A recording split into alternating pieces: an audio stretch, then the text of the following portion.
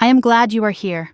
Stay with me until the end and comment the city you are watching from, because what I am about to tell you changed everything I thought I knew about family, success, and the price of silence.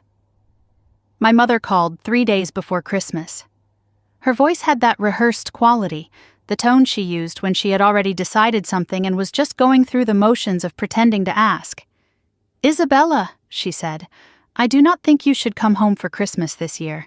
Things are tense right now. Your presence would just make everyone uncomfortable." I stood in my kitchen in Denver, Colorado, phone pressed to my ear. The calendar on my refrigerator showed December 22nd, 3 days until their perfect holiday, 3 days until I would spend Christmas alone for the 3rd year in a row. "I understand, Mom," I said. That was it. Just 2 words. Because at 35, I had learned that arguing only made things worse with her, only gave her more ammunition to use against me later.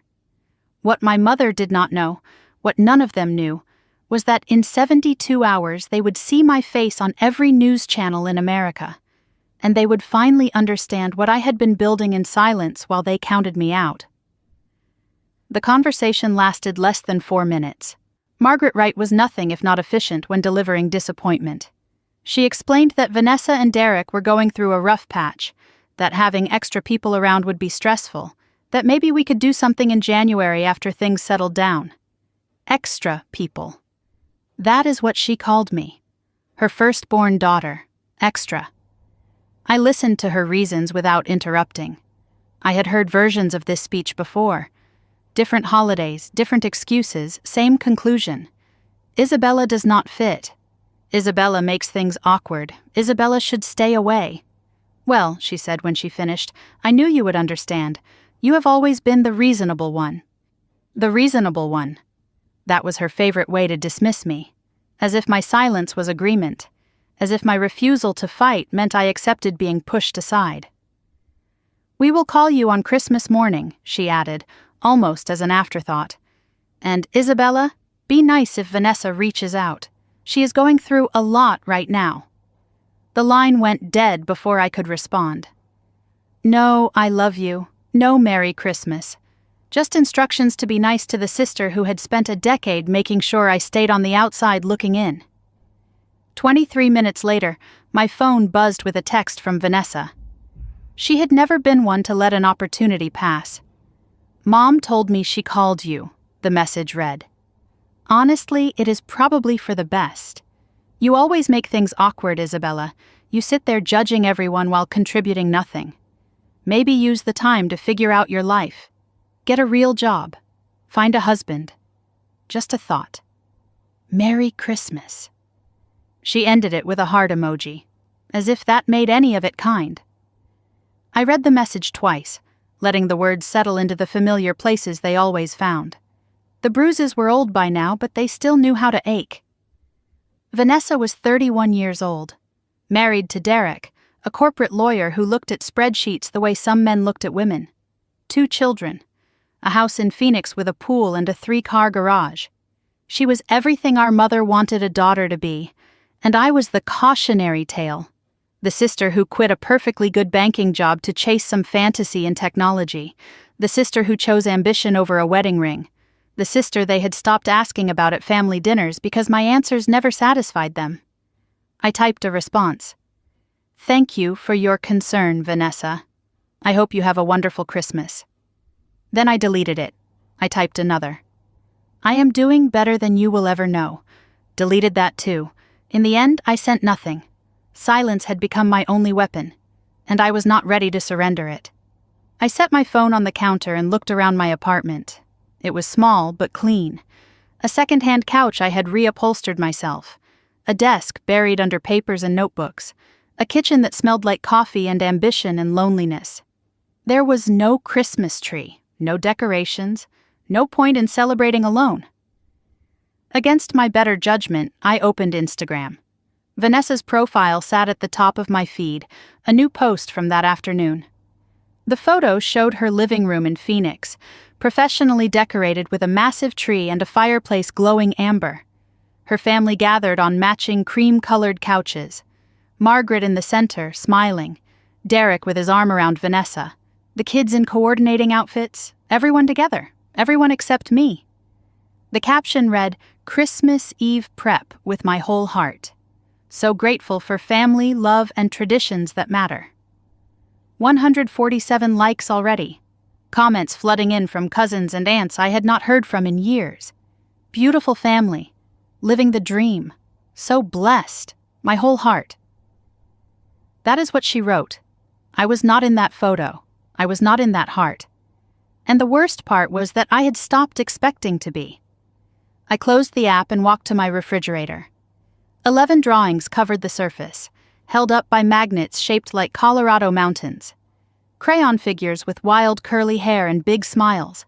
Hearts in pink and purple. Rainbows arching over houses. All from Sophie, my 8-year-old niece. Vanessa's daughter. All sent secretly with no return address, mailed to my office and forwarded home. An 8-year-old girl, hiding her love for her aunt like it was something forbidden. I touched the edge of one drawing. Sophie and me holding hands under a yellow sun. The caption in wobbly letters said, "I love you, Aunt Bella. You are my favorite." She had been sending these for 2 years. Birthday cards, holiday wishes, little notes that said things like, "I miss you," and "I wish you could come visit." Vanessa did not know, or if she did, she pretended not to. Either way, Sophie had learned young that loving me was something to keep hidden. That broke me more than any of my mother's excuses ever could. I walked to my desk and opened my laptop. The screen glowed to life, and there it was, the email sitting at the top of my inbox. From Jonathan Mercer, CEO, Nexacare Health Systems. Subject line, "Final signatures. Congratulations, Isabella." The message was brief. The board has approved the acquisition. $850 million for your 35% stake. We sign tomorrow morning. Welcome to the next chapter. I stared at those words for a long time. My family thought I was playing with computers. They thought I was wasting my education, throwing away my potential on some startup fantasy that would collapse any day now. They had no idea that while they were excluding me from Christmas dinners and birthday parties and Thanksgiving gatherings, I was building something that would change medicine forever. They did not know that tomorrow I would sign papers that would make me one of the wealthiest self-made women in Colorado. They did not know, because they had never asked. My phone buzzed again. Another notification. This time from Forbes Media Relations. Subject line, "Interview request. Acquisition feature story. We would like to profile you as one of Colorado's most influential women in technology." I closed the laptop, looked out at the Denver skyline, snow falling soft against the glass. They thought I was nobody. In 72 hours, the whole world would know my name, and my mother would call me, voice trembling, asking a question she should have asked years ago. Was that really you? I could not sleep that night. I lay in bed staring at the ceiling, the phone call with my mother and Vanessa's text replaying in my mind like a song I could not stop hearing. But underneath the fresh wounds, older scars were pulsing. Deeper pain that had nothing to do with this Christmas and everything to do with the decade that came before it. People ask me when my family stopped loving me. I do not think they ever stopped. I think they never started. Not the real me, anyway. They loved the idea of a daughter. A quiet, obedient girl who followed the script they had written for her. The moment I rewrote that script, I became a stranger to them. I reached for the wooden box on my nightstand. Inside was a single letter, the edges worn soft from years of handling. My father's handwriting on the page. To understand why that letter matters, you need to understand what I gave up, and what it cost me. 10 years ago, I was 25 years old with a corner office at First Mountain Bank in Phoenix, junior financial analyst, fast track to senior management, 6-figure salary on the horizon. I was everything my mother had raised me to be, responsible, stable, safe. But every day in that office felt like drowning in slow motion. I would sit in conference rooms listening to executives discuss quarterly profits, while my mind wandered to the notebook hidden in my desk drawer. pages filled with algorithms and data models and questions about healthcare patterns that no one was asking. I had been researching in secret for 2 years, studying how predictive analytics could identify chronic diseases before symptoms appeared. The science consumed me. The potential kept me awake at night. And then Dr. Ellen Graves called. She was my former professor at Stanford, the one who had first seen something in me that I did not yet see in myself. "Isabella," she said, "I have a spot in an incubator program for health technology startups. Your research is exactly what we are looking for. But you have to commit. Full time, all in. It is now or never." I sat in my office that afternoon, her words echoing in my head. Now or never. And I knew what I had to do. I walked into my manager's office and handed him my resignation letter. He looked at me like I had lost my mind. "You are making a huge mistake," he said. "You will never get this opportunity again." "I know," I told him. "That is why I have to take a different one." I did not feel brave. I felt terrified. But for the first time in my life, I felt like I was choosing my own path instead of walking someone else's. I cleared my desk and checked my phone. A text from Vanessa was already waiting. "Mom told me you quit. Are you insane?" I did not respond. I knew what was waiting for me at home. The drive to my parents' house felt longer than usual. I rehearsed what I would say, how I would explain my vision, my research, the potential to save lives. I imagined them listening, really listening, and finally understanding who I was meant to become. I never got the chance to give that speech. My mother started before I even sat down. "I heard what you did," she said. Her voice was sharp, her eyes harder. "Please tell me it is not true." "Mom, let me explain." "Explain what? That you threw away a perfectly good career for some fantasy? Do you know how hard I worked to get you that job? The connections I used? And you just quit." She was standing over me, arms crossed, fury rolling off her in waves. "What are you going to do now? Play with computers? Start some little company that fails in 6 months?" I tried to speak, but she kept going. "I raised you better than this, Isabella. I raised you to be practical, to be smart, to think about your future, and you are throwing it all away for what? Some dream?" Vanessa sat at the table watching with a small smile on her face. She was 21 then, newly engaged to Derek, already wearing the ring like a trophy. "I always knew Isabella thought she was too special for a normal life," she said.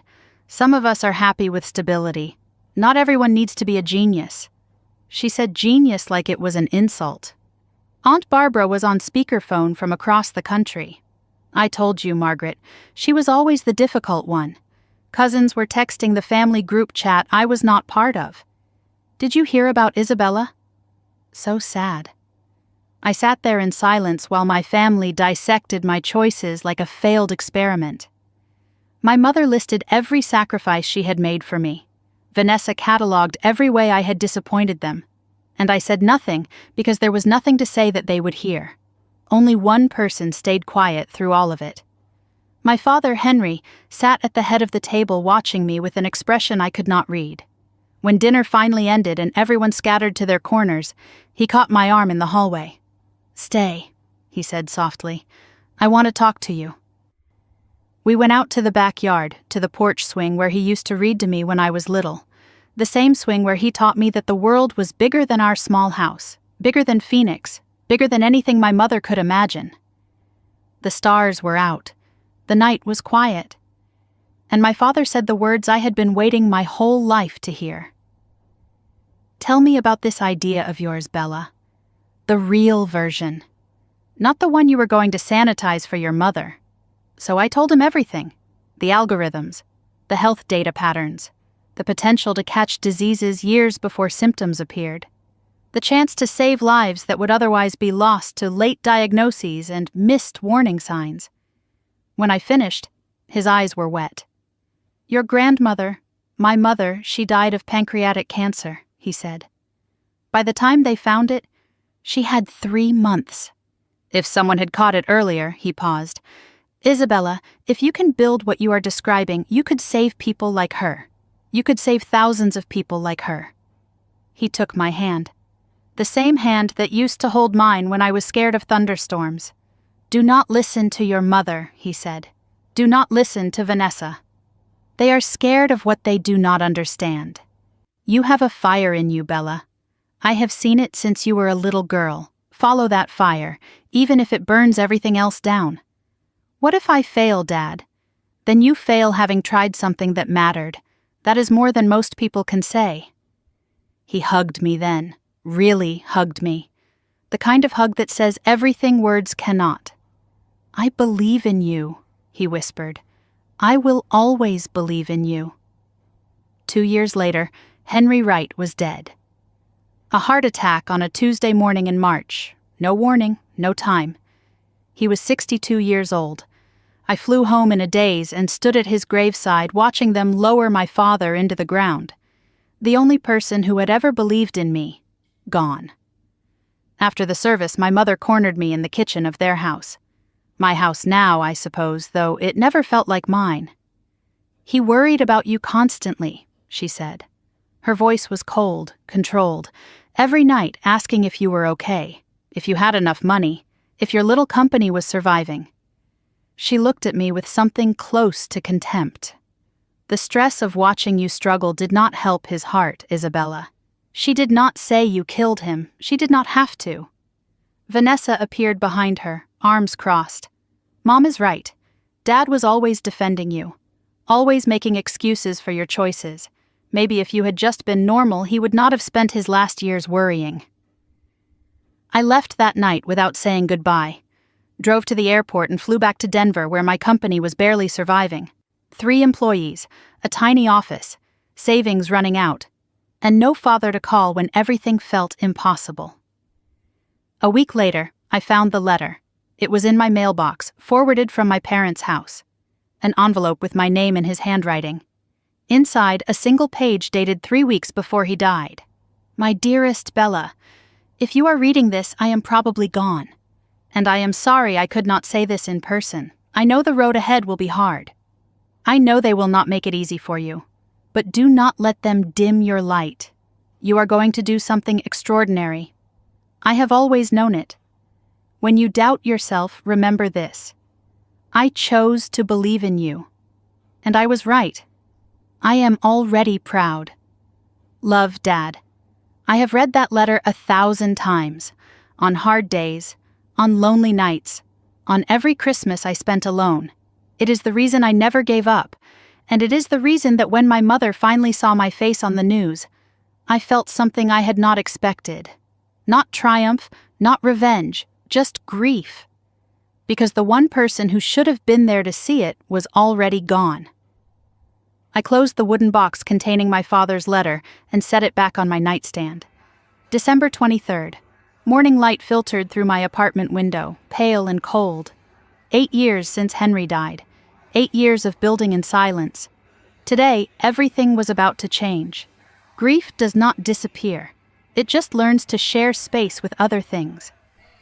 I carried my father's belief like a second heartbeat through every obstacle, every setback, every night I almost quit. Every algorithm I wrote, every investor who said no, every moment I questioned my sanity, I heard his voice. "You are going to do something extraordinary." He was right. I just wish he could have been here to see it.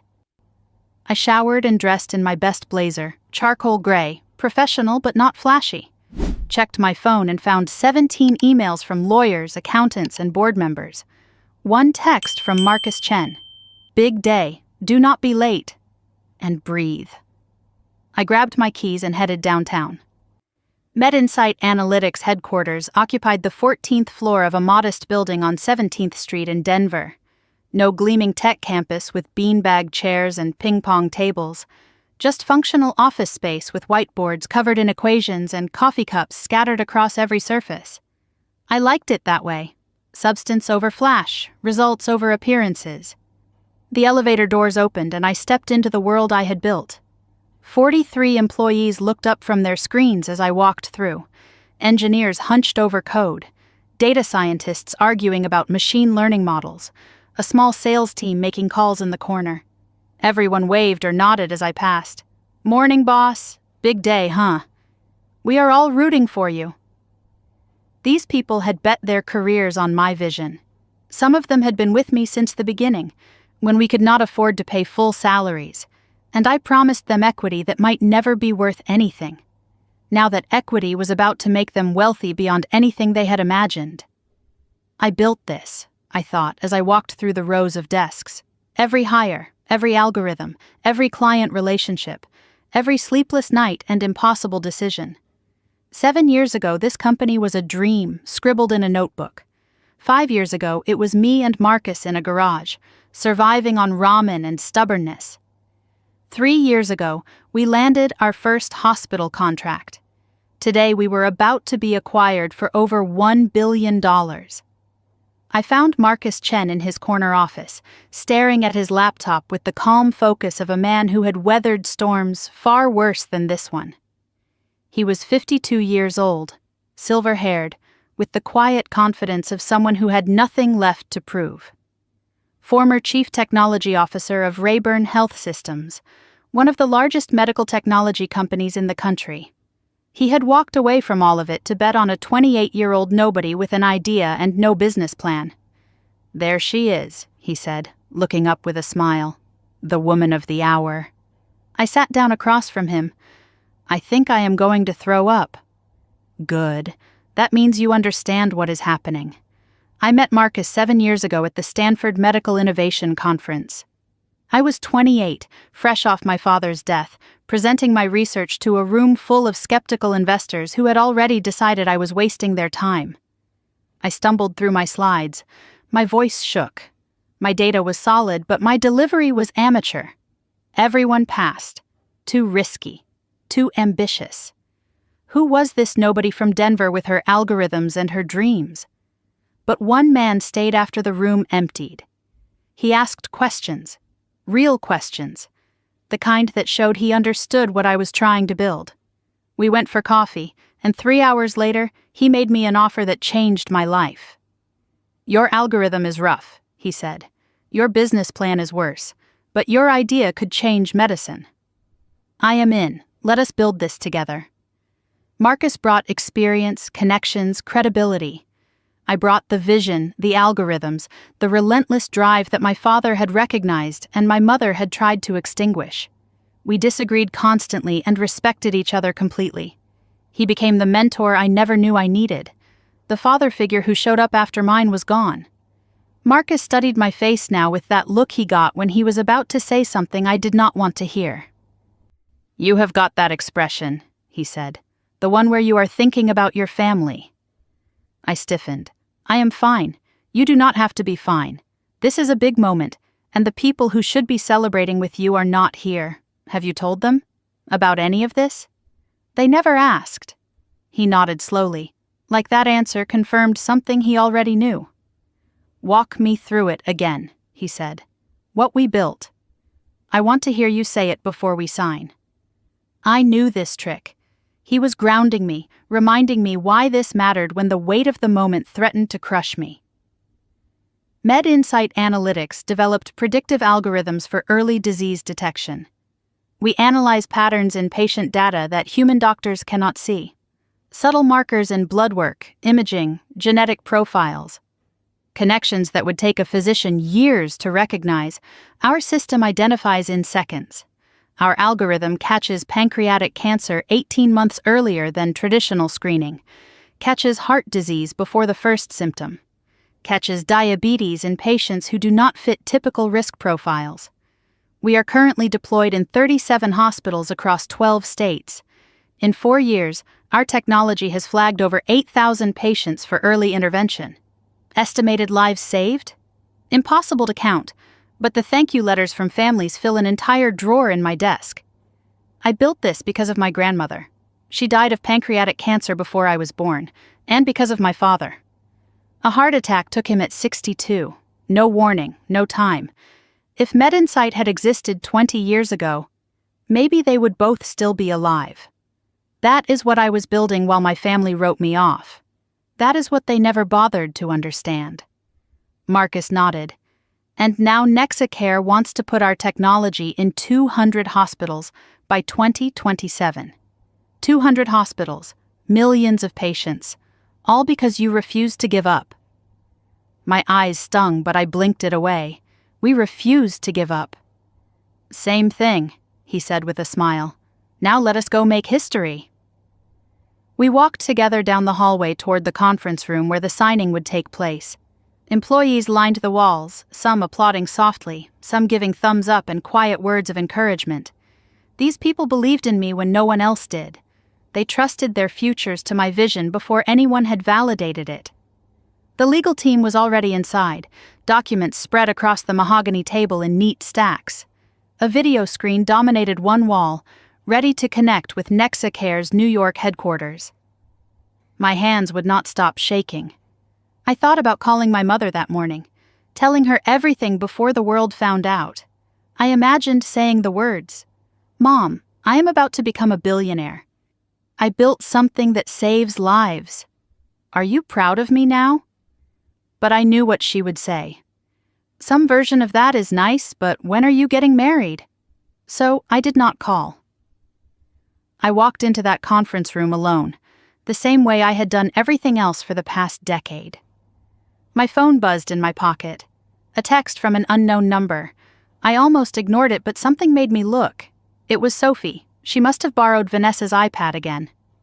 "Good luck today, Aunt Bella. I do not know what you are doing, but Mom said you have a big meeting. I hope it goes good. I love you." I stared at those words from my 8-year-old niece, the only member of my family who sent love without conditions, the only one who cared enough to wish me well, even without knowing why. I typed back quickly, "Thank you, sweetheart. I love you too." Then I slipped the phone into my pocket, took a breath, and turned to face the screen. The video link connected, and there he was. Jonathan Mercer, 60 years old, silver hair, the kind of executive who built empires through discipline and vision. He smiled at me through the screen with the respect of one builder recognizing another. "Ms. Wright," he said, "it has been a long 8 months of negotiation. I have to say, you are one of the toughest dealmakers I have ever faced. I learned from the best." I glanced at Marcus, who gave me the smallest nod. "Then let us make this official," Mercer said. $850 million for your 35% stake. Upon signing, you will become one of the wealthiest self-made women in Colorado. The lawyers pushed documents toward me. Pens were uncapped. Every eye in the room was on my hand as I picked up the pen. My father's words echoed in my mind.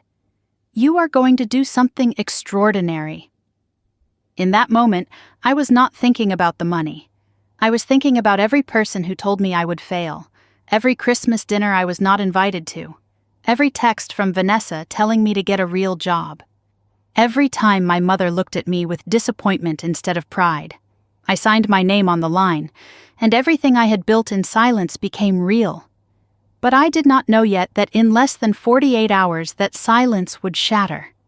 My family would finally see what they had been too blind to notice, and nothing between us would ever be the same. December 24th, Christmas Eve.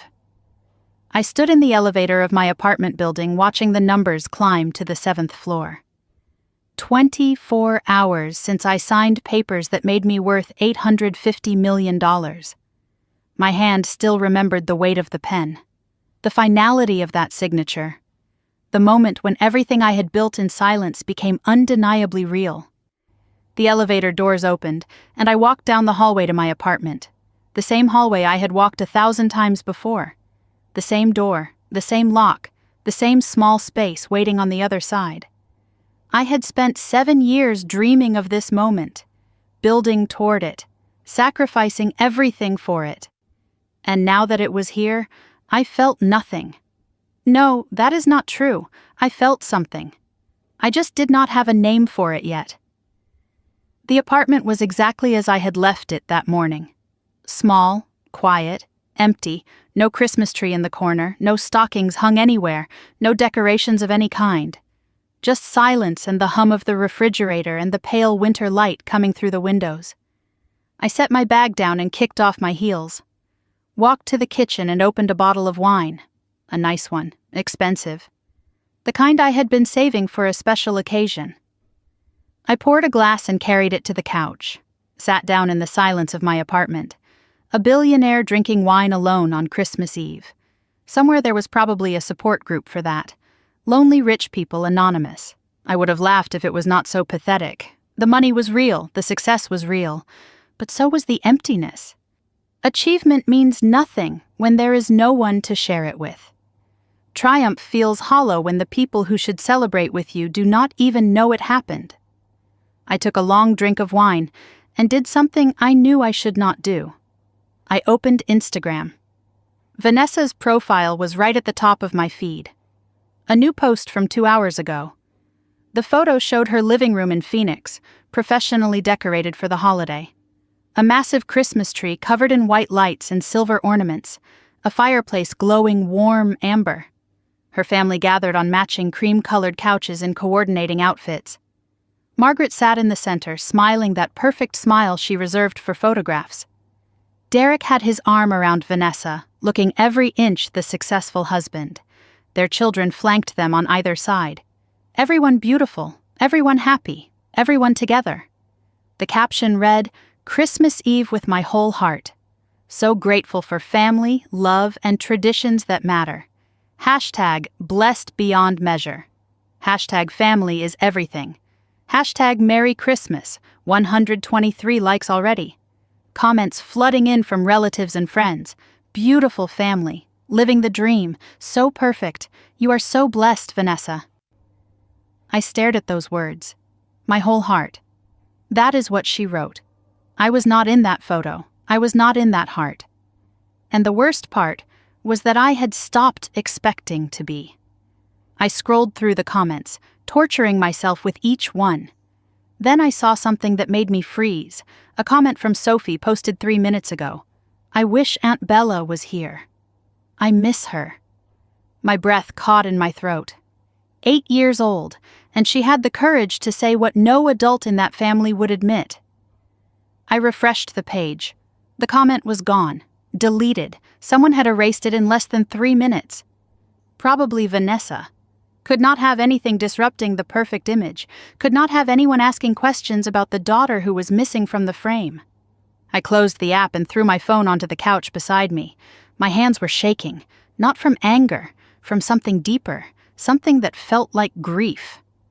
Sophie had been reaching out to me in secret for years. Birthday cards mailed to my office with no return address. Drawings sent through the mail labeled for Aunt Bella in crayon. Video messages on her iPad when her parents were not watching. An 8-year-old girl hiding her love for her aunt like it was contraband. Like caring about me was something to be ashamed of. I walked to my bedroom and opened the nightstand drawer. Inside was a folder thick with everything Sophie had sent me. Drawings and cards accumulated over 2 years of secret correspondence. I spread them across my bed. A stick figure Isabella with wild curly hair and a big smile. "You are my favorite aunt," the caption read, spelled the way only a child can spell. A rainbow over a house with 2 figures holding hands. "I love you, Aunt Bella, come home soon." A Christmas tree with a lonely figure standing beside it. "This is you. You look sad. I want to make you happy." Each drawing was a window into what my niece saw, what she understood that the adults in her life refused to acknowledge. Sophie saw me, really saw me. While her mother and grandmother decided I was worthless, this little girl kept sending love through the mail. She was the only right who had not given up on me. And I had not seen her in person in almost 2 years. Vanessa made sure of that. At the bottom of the drawer was a postcard that had arrived just last week. Sophie's handwriting was getting neater, more controlled. She was growing up. "Merry Christmas, Aunt Bella. I drew you a star because you shine even when people do not see. Love, Sophie." Then a postscript at the bottom. "Please do not be sad." I pressed the postcard to my chest and let the tears come. A billionaire brought to her knees by a child's crayon star. My phone buzzed on the couch. I wiped my eyes and went to check it. "Marcus Chen," I answered immediately. "Shouldn't you be celebrating?" he asked. I could hear the smile in his voice. "I'm drinking wine alone and looking at Instagram photos of my family's Christmas party. The one I was not invited to. There was a pause. Isabella. I know. I should not look, but I cannot help it. Background noise came through his end. Laughter, children playing, the chaos of a happy family gathering. He was in Hawaii with his wife and kids and grandchildren, living the life I had never managed to build for myself. Listen to me, he said. What you did today. What you built. Your father would be so proud. Silence. I could not speak. Did you hear me? Henry would be proud. He's the only one who would be. My voice cracked despite my efforts to control it. My mother thinks I wasted my life. My sister thinks I'm a joke. And tomorrow when the news breaks, they'll finally know the truth. They'll see what they refused to see. Is that what you want? For them to finally understand? I considered the question. I don't know what I want anymore. Marcus was quiet for a moment. Then he said something that stayed with me. The point isn't to prove them wrong, Isabella.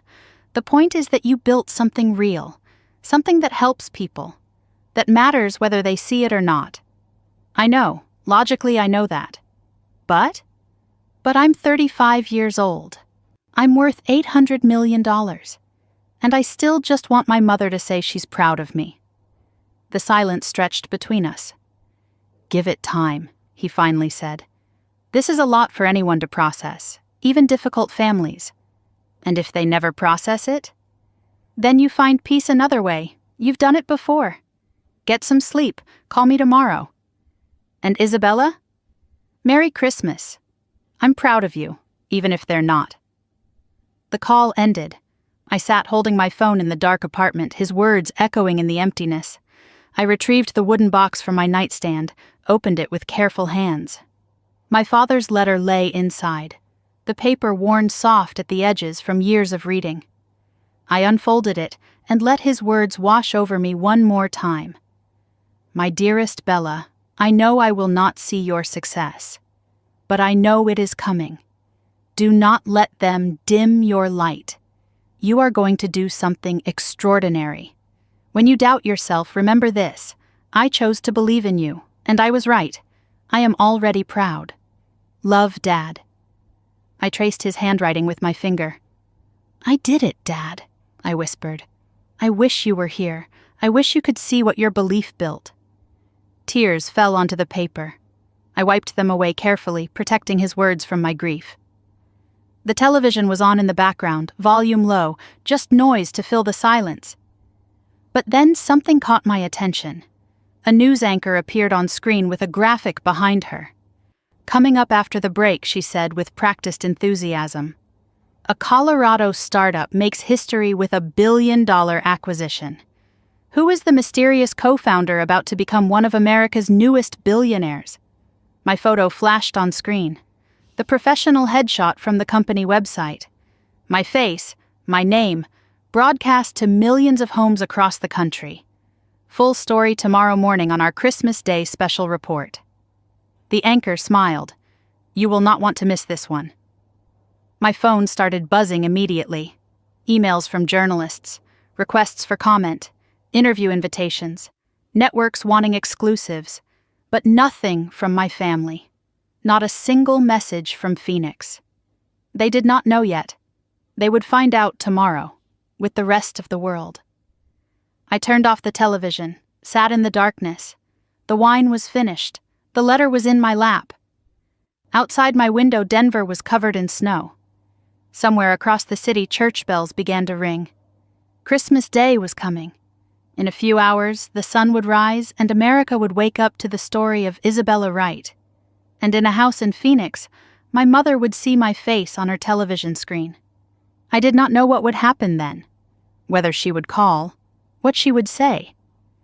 I just knew that after 35 years of being invisible, I was about to be seen.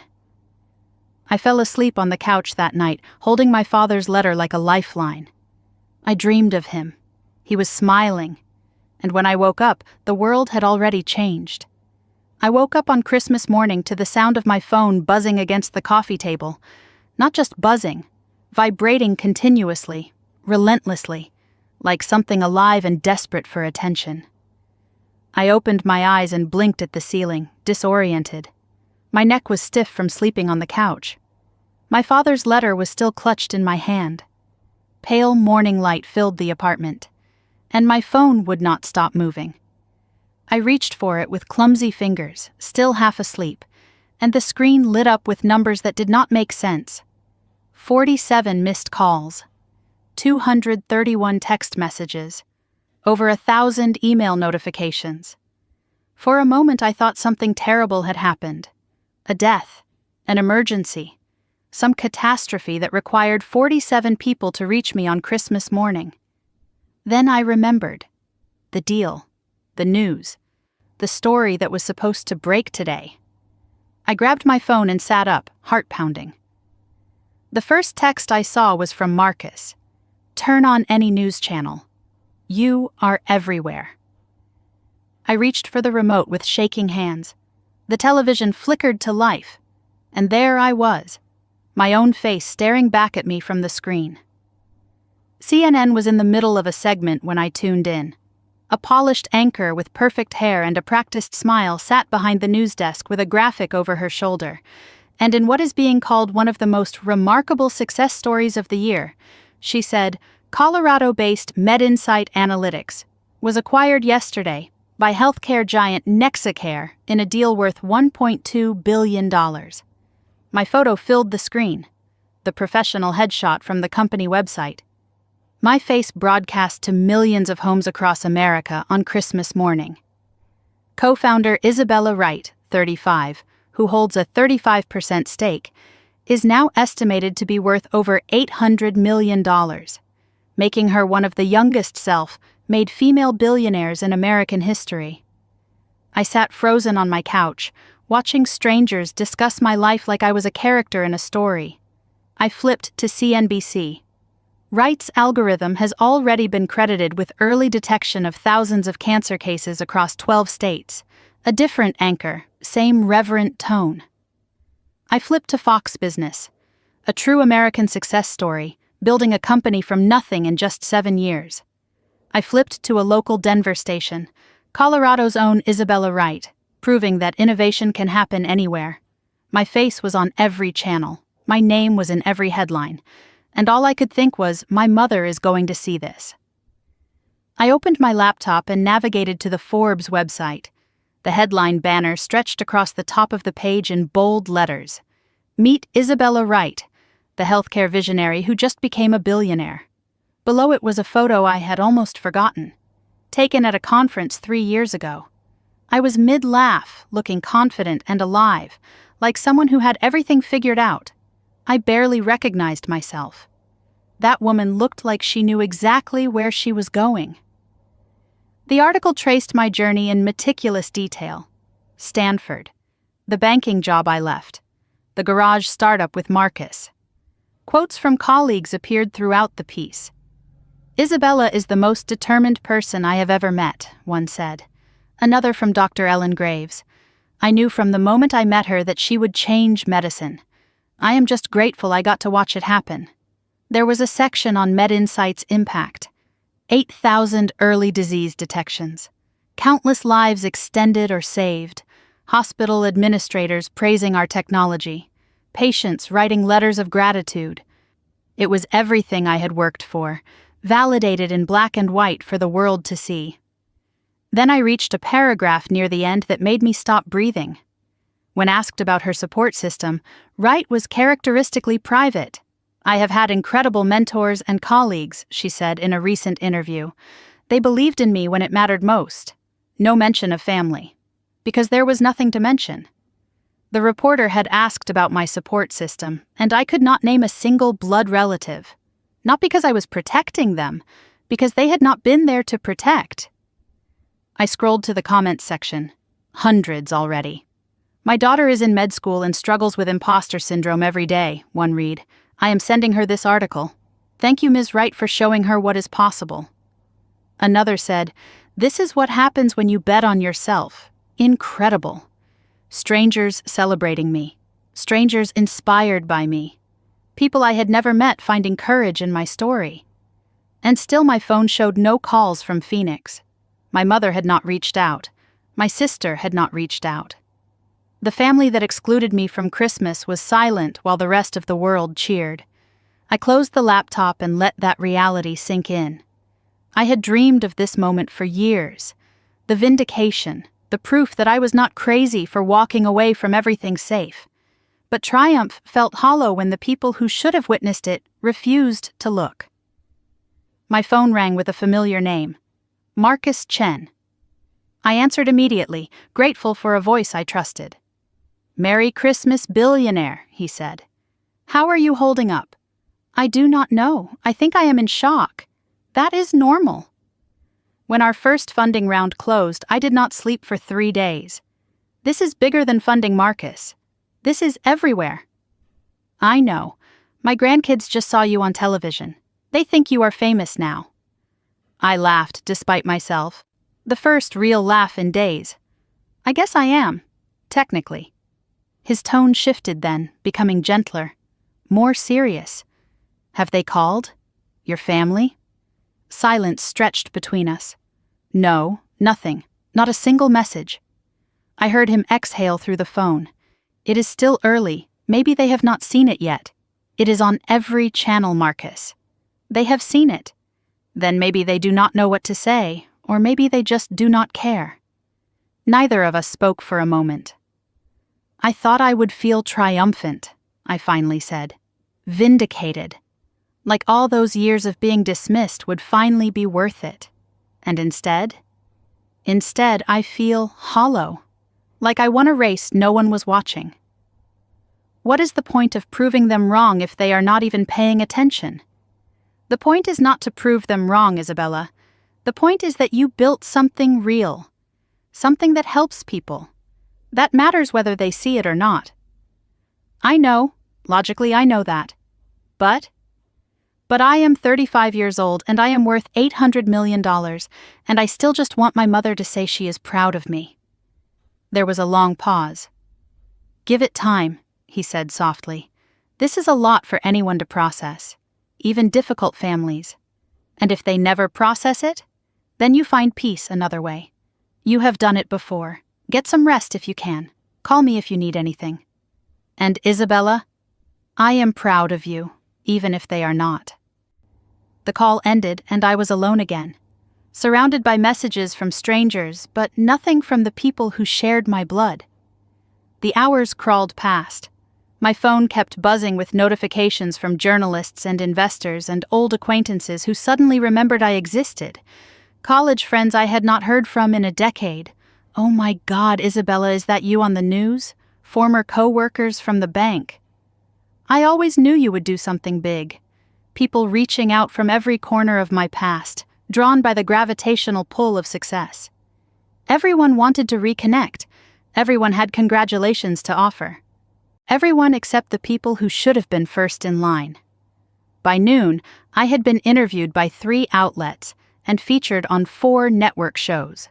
By 1 in the afternoon, my inbox had over 2,000 unread emails. By 2, I had received congratulations from the governor of Colorado, 2 senators, and a tech CEO I had admired for years.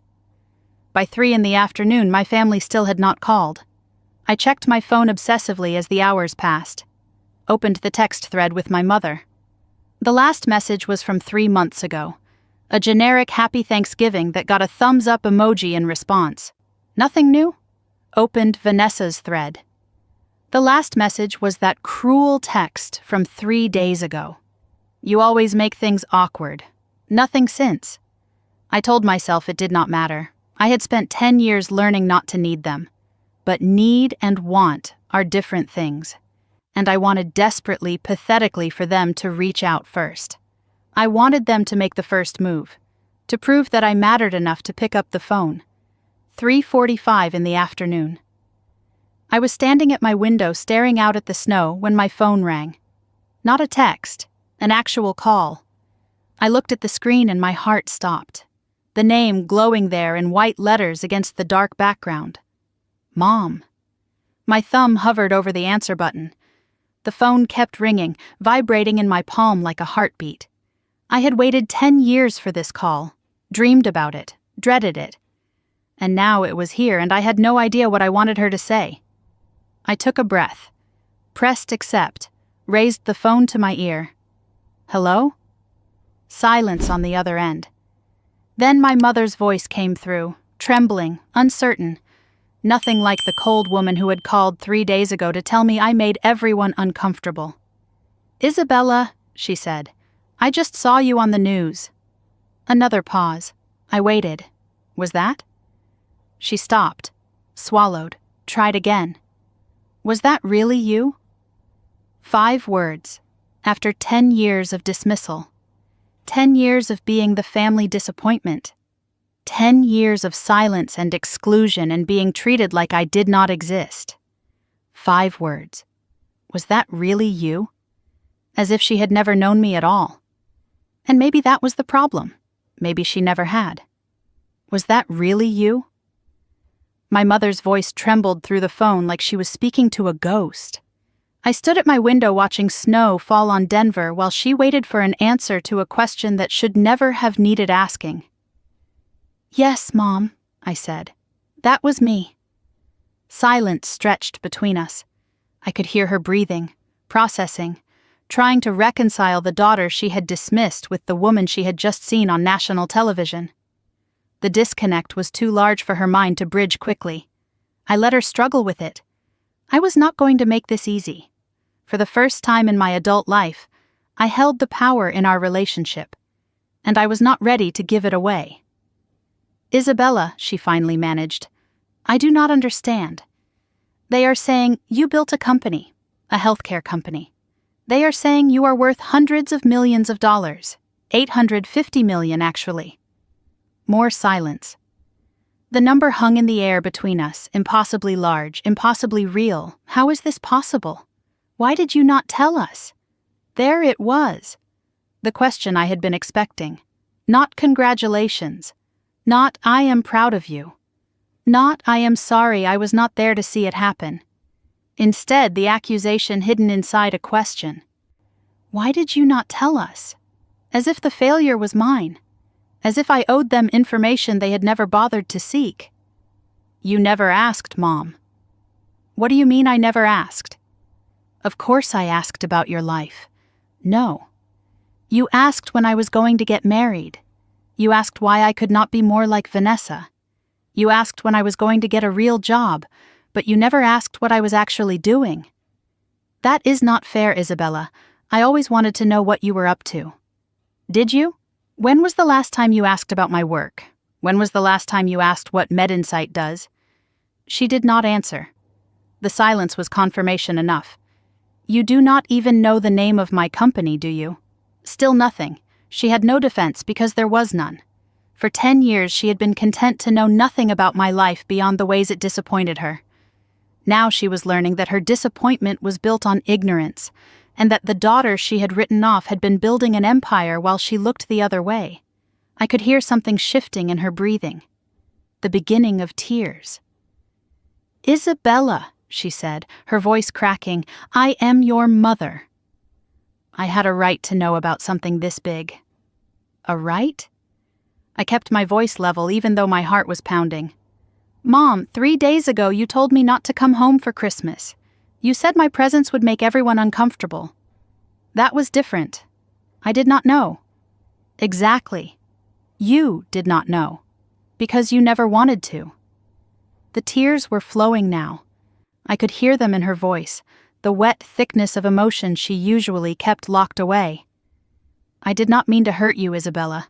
I was just trying to keep the peace. Vanessa and Derek were having problems, and I thought, you thought it would be easier without me there. Easier to pretend I do not exist. Easier to have Christmas with the daughter you are proud of instead of the one you gave up on. That is not what I meant. Is it not? Then explain it to me, Mom. Explain how excluding me from every holiday for 3 years was supposed to make me feel welcomed. Explain how I was supposed to know you cared when every action you took said the opposite. She was crying harder now, soft, uncertain sobs coming through the phone. Part of me wanted to comfort her. The old part. The part that had spent 35 years seeking her approval and receiving only conditions. but a stronger part held firm. Your tears do not change what happened, Mom. They do not erase 10 years of being treated like I did not exist. I did not know it was that bad, Isabella. I swear I did not know. How could you not know? I told you. In the beginning, I tried to tell you everything. About my research, about the company, about what we were building. You stopped calling, you pulled away. I stopped calling because every conversation made me feel worse.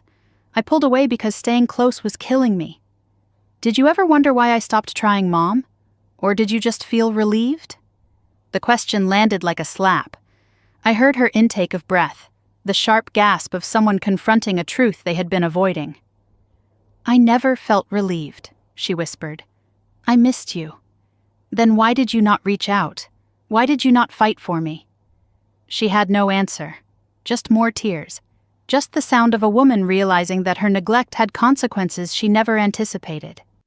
I waited for her to find words, to offer something more than excuses. But all she could manage was the same refrain. I did not know. I did not know. The tears began to subside. When Margaret spoke again, there was a different note in her voice. The beginning of something I recognized, a familiar pattern emerging from the chaos. Isabella, she said, let us not dwell on the past. What is important is that you have done something wonderful. We should celebrate. We? Yes. As a family, you should come to Phoenix.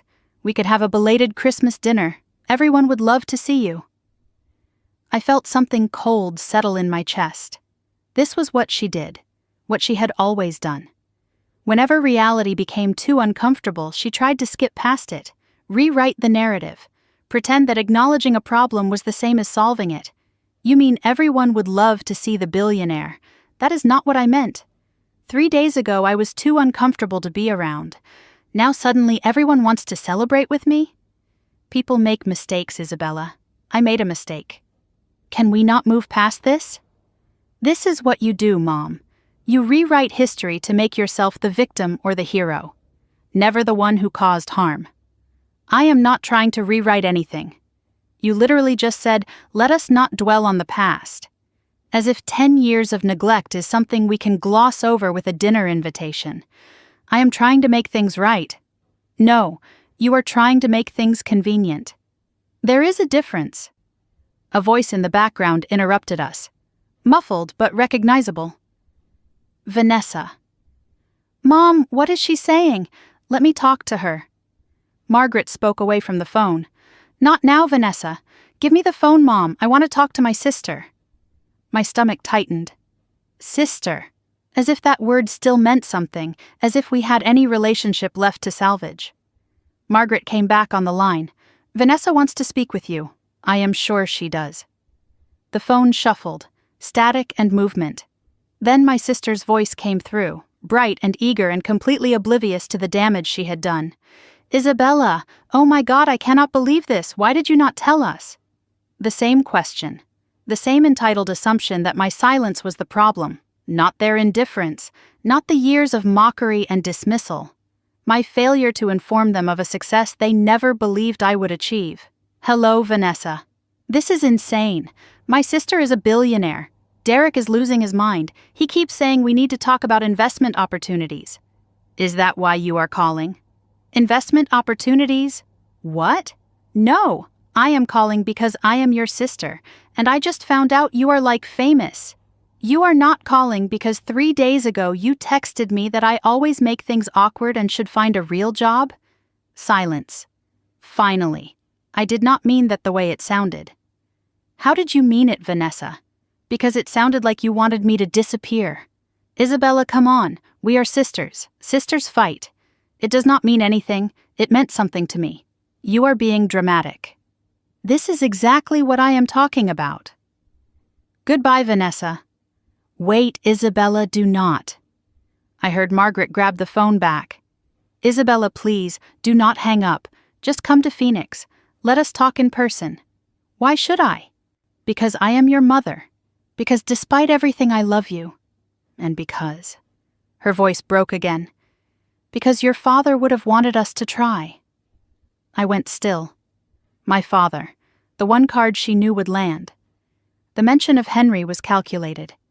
She knew what he meant to me, knew that his memory was the only leverage she had left. Do not use Dad to manipulate me. I am not manipulating, I am asking. Please, Isabella, come home. Just to talk. Every instinct told me to refuse, to protect myself, to stay in Denver where I had built a life without them. But another voice whispered something different. My father's voice. You are stronger than your anger, Bella. Do not let it make your choices for you. I will think about it. That is all I ask. But Mom, if I come, it is not to pretend everything is fine. It is not to take photos for Instagram or make anyone feel better about themselves. I understand. Do you? Because if I come, I am going to say things you do not want to hear. And this time you are going to listen. Silence. I will call you tomorrow with my answer. I hung up before she could respond. Stood at my window, phone clutched in my hand, snow falling soft outside. My mother wanted me to come home. My sister wanted to talk about investments. My dead father was being used as a bargaining chip. And I had to decide. Was I strong enough to face them? Or smart enough to walk away? I had 24 hours to figure it out. The phone call with my mother echoed in my mind long after I hung up. I sat in my apartment as darkness fell on Christmas Day, the weight of the decision pressing down on me. Go to Phoenix and face them, or stay in Denver and protect what little peace I had built. But before I could think it through, my phone began buzzing again. Not journalists this time, not investors or colleagues, family. Word had spread through the right network like wildfire. Suddenly everyone wanted to reconnect. Everyone had something to say. Aunt Barbara, Cousin Michael, Uncle Richard. Names I had not seen on my phone in years. Some I had nearly forgotten existed. Funny how $800 million makes people remember you exist. I watched the notifications pile up without answering. Each name was a reminder of a holiday I was not invited to. A birthday forgotten. A family group chat I was never added to. They were not reaching out because they cared. They were reaching out because the world told them I mattered, and I had to decide if that was enough. I scrolled through the messages, cataloging the chaos. Aunt Barbara had not spoken to me in 5 years. Her text read, "Sweetheart, I always knew you were special. We should have lunch soon." Cousin Michael had borrowed $3,000 from me in 2019 and never paid it back. His message said, "Cuz, so proud of you. Hey, I have this business idea I would love to run by you." Uncle Richard had called my career choice foolish at Thanksgiving 7 years ago. Now he wrote, "Isabella, your father would be so proud. I always told Margaret you would figure things out." Every message followed the same formula. Fake warmth, revisionist history. And a hint, sometimes subtle, sometimes not, that they wanted something from me. Not one of them apologized. Not one acknowledged that they had written me off for a decade. They just pretended the last 10 years had not happened, like I was supposed to be grateful they noticed me now. A notification appeared at the top of my screen. Isabella Wright has been added to Wright Family Updates, the family group chat, the one I had never been included in before. I opened it and found 47 unread messages. Did everyone see Isabella on the news? I cannot believe it. She should have told us. When is she coming to visit? They were talking about me like I was not there, like I was a topic for discussion rather than a person who could read every word. I typed a message. "Hello, everyone. Yes, it is really me. And yes, I am reading everything you are writing." I watched the chat go silent. Typing bubbles appeared and disappeared. No one knew what to say. For the first time, they were the uncomfortable ones. It felt better than I expected, and worse than I wanted it to. My phone rang with a number I recognized immediately. Derek Coleman, my brother-in-law, the corporate lawyer who once told me at Thanksgiving that real professionals do not gamble on startups. I let it ring 4 times before answering. Let him wait. "Isabella, great to finally connect." His voice was smooth and practiced, the same tone he probably used with clients he was about to overcharge. "Listen, I know things have been complicated between you and the family, But I want you to know I have always respected your hustle. My hustle, absolutely. Building a company from scratch? That takes guts, I have always said that. You told me I was wasting my education, Derek, at your own dinner table. Brief pause. He recovered quickly.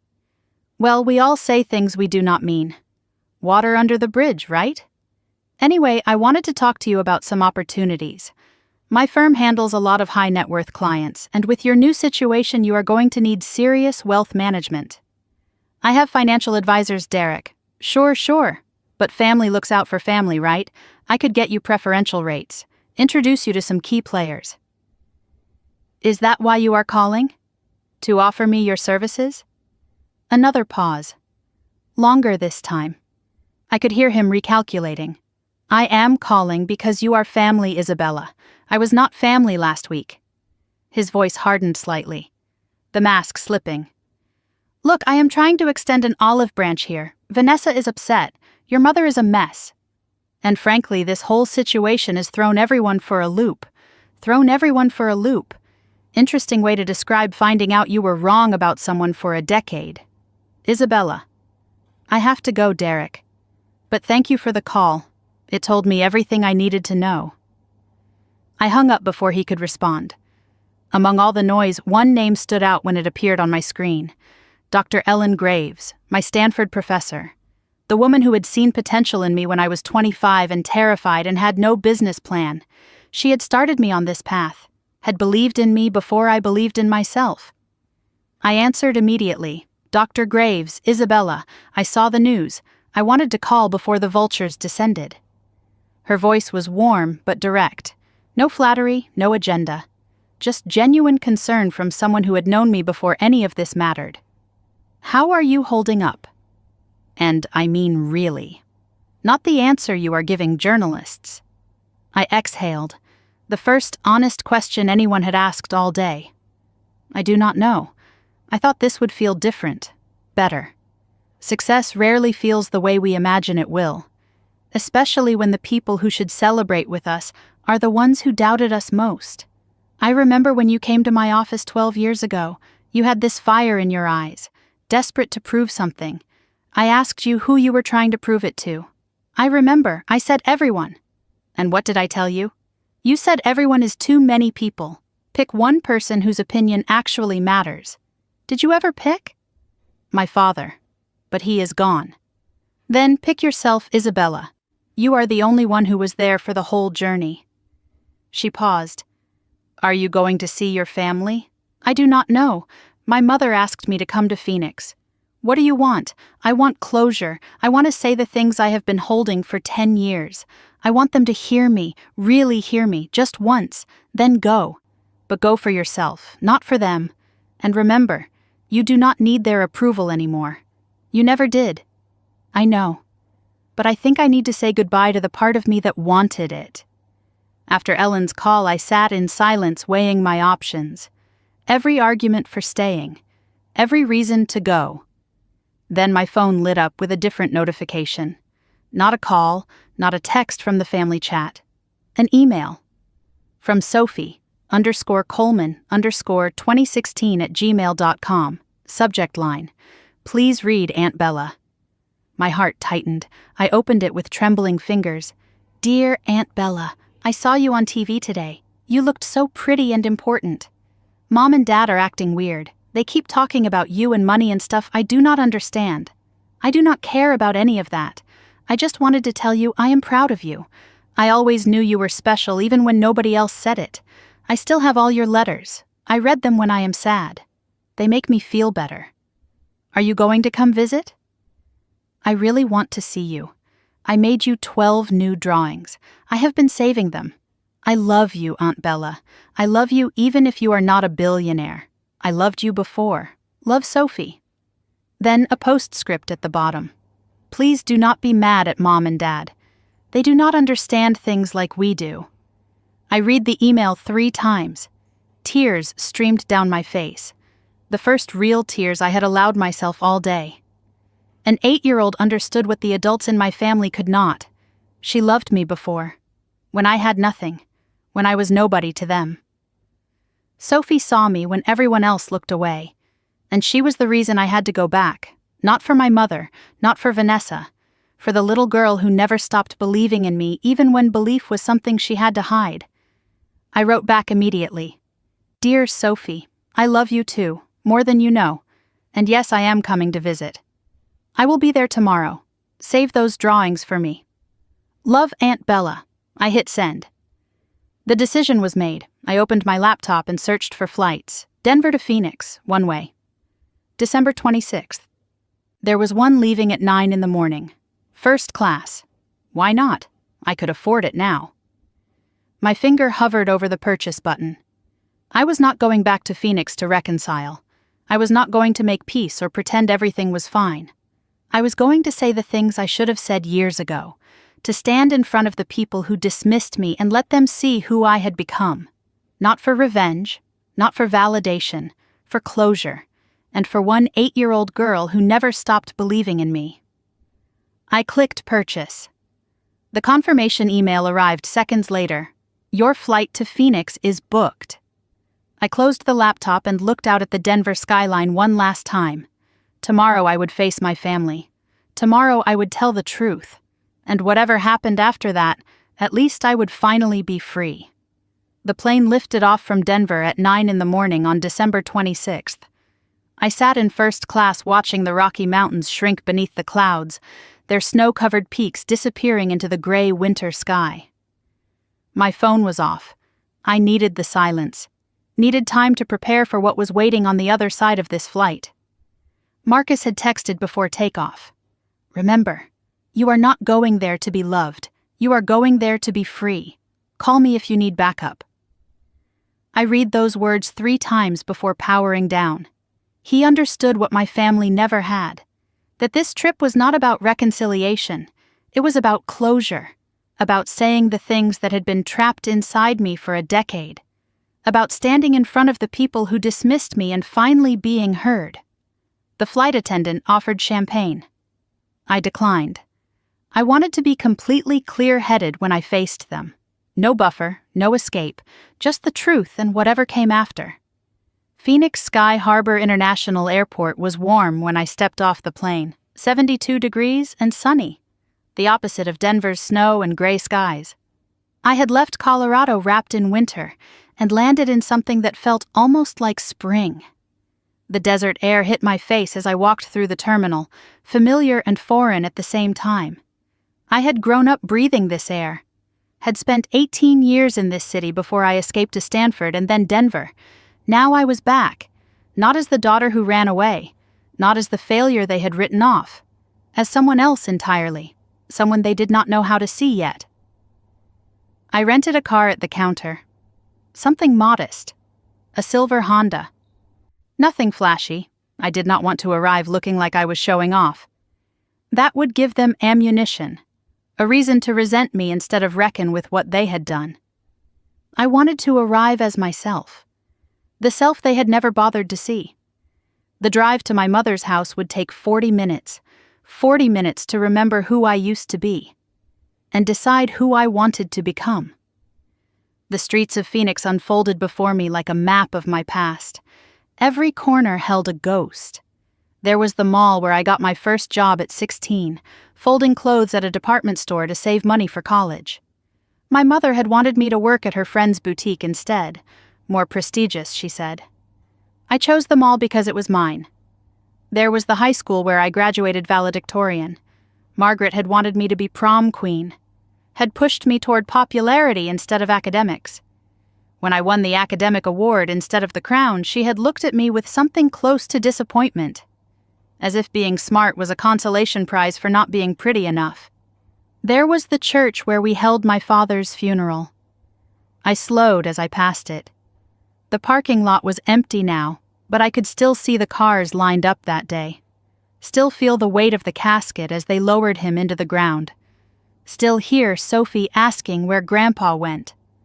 There was the intersection where I sat in my car after quitting the bank, crying so hard I could not drive. I had pulled over right there, on that corner, and sobbed for 20 minutes, terrified of what I had done, terrified of what came next, terrified that my mother was right and I was throwing my life away. I had built a life in Denver specifically to escape these streets, these memories, these people. And now I was driving straight back into all of it. A billboard rose up on my right. "Welcome to Phoenix, the Valley of the Sun." They called it the Valley of the Sun. For me, it had always been the Valley of Shadows. My phone buzzed. I glanced at it at a red light. A text from Vanessa. "Mom is freaking out. She has been cleaning since 6 this morning. Just warning you." I did not respond. My mother cleaned when she was anxious. When she could not control a situation, she controlled the dust. I wondered what she thought she could scrub away before I arrived. The years of neglect, the cruelty, the silence. Some stains do not come out no matter how hard you try. The house looked exactly as I remembered. Single-story ranch, terracotta roof, perfectly manicured lawn even in December. The same wind chimes hung on the porch that my father had put up 20 years ago. The same rose bushes my mother obsessed over every spring. Everything preserved like a museum exhibit of the family we used to be. I parked in the driveway and sat for a moment, hands on the steering wheel. This was it. No turning back. I took a breath and stepped out of the car. The front door flew open immediately. They had been watching, waiting. My mother appeared first, wearing her nice clothes, pressed slacks, pearl earrings, fresh lipstick, the armor she put on when she needed to perform. Behind her stood Vanessa, with her arms crossed and an expression I could not read. Derek hovered near the back, phone in hand, already sizing up the situation. And pushing past all of them, running down the porch steps, was Sophie. She hit me like a small hurricane, arms wrapped around my waist, face buried in my coat. "Aunt Bella, you came, you really came. I knew you would, I knew it." I knelt down and pulled her into a real hug, the first genuine embrace I had felt in days. "Hi, sweetheart. I missed you so much. I missed you more. I missed you infinity. I missed you to the moon and back and around again." She pulled back and studied my face with serious eyes. 8 years old and already so perceptive. "Are you okay? You look tired." "I am okay now that I am seeing you." Sophie leaned in close and whispered, "Everyone has been acting really weird since the news. Dad keeps talking about money. Mom keeps crying in the bathroom. Grandma keeps cleaning things that are already clean. How do you feel about it?" "I feel the same. You are still just Aunt Bella to me. That is the best thing anyone has said to me all week." My mother reached us then, arms outstretched for a hug. "Isabella, you are here." The embrace was stiff on my end. I did not return it, but I did not pull away either. "Let me look at you." She held me at arm's length, examining me like I was a specimen. "You look wonderful, a little thin. Are you eating enough?" The same thing she said every visit. As if nothing had changed. As if the news and the phone call and the decade of silence had not happened. She was performing, the loving mother welcoming her successful daughter home. I wondered who the audience was supposed to be. The neighbors watching from across the street. Herself. Or me. "Come inside," she said. "I made your favorite, pot roast with mashed potatoes, just like when you were little." I followed her up the porch steps and through the front door. And stopped. The entryway wall was covered with family photos. The same gallery that had been there my whole life. But something was different. New photos had been added. Recent ones. Photos of me, from the news coverage. Printed and framed overnight. She had added me back. Overnight. As if I had been there all along. As if 10 years of absence could be erased with a trip to the store and a picture frame. Sophie tugged at my hand. "I have all your drawings ready, Aunt Bella. 12 of them. And I made you a special one this morning. It is me and you as superheroes. You have a cape. I cannot wait to see it." She beamed up at me. Then her face clouded with something more serious. "Aunt Bella?" "Yes, sweetheart? Are you and Mommy going to fight? She has been really scared. She thinks you hate her." I paused. An 8-year-old asking me to show mercy to the mother who had helped exclude me. "I do not hate anyone, Sophie. I just have some things I need to say. Okay, just do not be too mean. She is still my mommy. The weight of that request settled on my shoulders. I nodded, and let her lead me into the living room where the rest of the family waited. The next hour was a performance. My mother served food and made small talk. Derek asked careful questions about the company, clearly angling for information he could use. Vanessa sat mostly silent, watching me with an expression I could not decode. Sophie was the only genuine one, chattering about school and her hamster and the piano lessons she had started. I answered questions without revealing much, complimented the food without tasting it, played the part of the visiting daughter while keeping my real thoughts locked away. I excused myself to use the bathroom and walked down the hallway I had walked 1,000 times as a child, past my old bedroom door, past the closet where I used to hide when my parents fought, past the photographs that documented a family I barely recognized anymore. On my way back, someone stepped into my path. Vanessa. She had followed me. The hallway was lined with our father's old bookshelves, the same books he used to read to us as children, Dickens, Hemingway, Fitzgerald, all still there, preserved like everything else in this house. Isabella. Wait. Her voice was different than it had been on the phone. Softer. Uncertain. I need to talk to you. Alone. Before we all sit down and Mom starts her whole thing. What thing?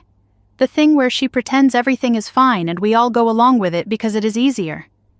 I studied my sister, looking for the trap, the manipulation. But Vanessa just looked tired, worn down. Her eyes were red-rimmed and puffy. She had been crying. I know you hate me, she said. I know I deserve it. I do not hate you, Vanessa. You should. I have been horrible to you. For years. And not just because Mom expected it. Because I wanted to be. The words hung between us. Unexpected. Raw. Why are you telling me this now? Because I cannot carry it anymore. Because seeing you on that news, seeing what you built while we were all dismissing you. She stopped. Swallowed hard. Isabella, there is something I need to tell you. Something I did. Something Mom does not even know about. What are you talking about? She glanced toward the living room where our mother was clattering dishes. Not here. Can we go somewhere private? Dad's old office? Vanessa, what did you do? Her hands were shaking. She looked at me with something I had not seen from my sister in years. Genuine fear. I am the reason you stopped getting invited to things. Not just because Mom was disappointed in you. What do you mean? I mean, I actively made it happen. I told Mom things. Things that were not true. Things that made her think you did not want to come. I went still. You sabotaged me. Yes. Her voice was barely a whisper. For years. And I need to tell you why. She grabbed my hand and pulled me toward the hallway leading to our father's office. Please, just give me 10 minutes. After that, you can hate me forever if you want. I think I deserve to know what I am walking into. You do. That is why I am telling you now. Before Mom has a chance to spin this her way. I followed my sister down the hall, past the photos, past the memories, toward our father's office, the room where Henry used to work, where he wrote the letter I still carried with me. I did not know what Vanessa was about to confess, but I knew it was big enough to break her, and I was about to find out if it was big enough to break me too. The door to my father's office swung open, and I stepped inside for the first time in 8 years. The room had not changed. My mother had preserved it like a shrine to the man she lost. Oak desk in the center, worn smooth by decades of use. Leather chair behind it, still indented with the shape of his body. Bookshelves lining every wall, filled with accounting manuals and philosophy texts, and the novels he used to read aloud to us when we were children. The faint smell of pipe tobacco still lingered somehow. Impossible after all these years, but present nonetheless. Like he had just stepped out and would return any moment. This was the only room in this house where I had ever felt safe. Dad used to let me sit in the corner and read while he worked. He would look up every few minutes and smile at me, like my presence was a gift, like I was someone worth noticing. After he died, I could not bear to come in here. Too many ghosts, too much grief. And now I was standing in his space again, about to hear my sister confess to something that might add more ghosts to this room. Vanessa closed the door behind us and leaned against it. Her hands were trembling visibly. She would not look at me, just stared at the floor, the desk, anywhere else. "Just let me get through this," she said. "Please, do not interrupt until I am done. It started about 7 years ago, right after Dad died." Her voice was barely above a whisper. "You were in Denver starting your company. Mom was a mess, and I was here, picking up the pieces. She leaned on me for everything. I became her confidant, her support system, her favorite." I stayed silent, listening, waiting for what came next. "You called one Thanksgiving, the first one after Dad passed.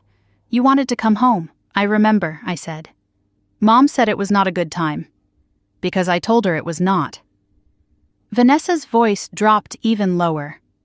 "I told her you said you did not really want to come. That you were just asking out of obligation.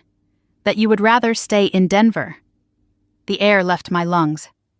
"I never said that, I know." She still would not meet my eyes. "Every time you reached out, I intercepted, reframed things, made it sound like you were pulling away. When you sent birthday cards, I told Mom you probably had your assistant do it.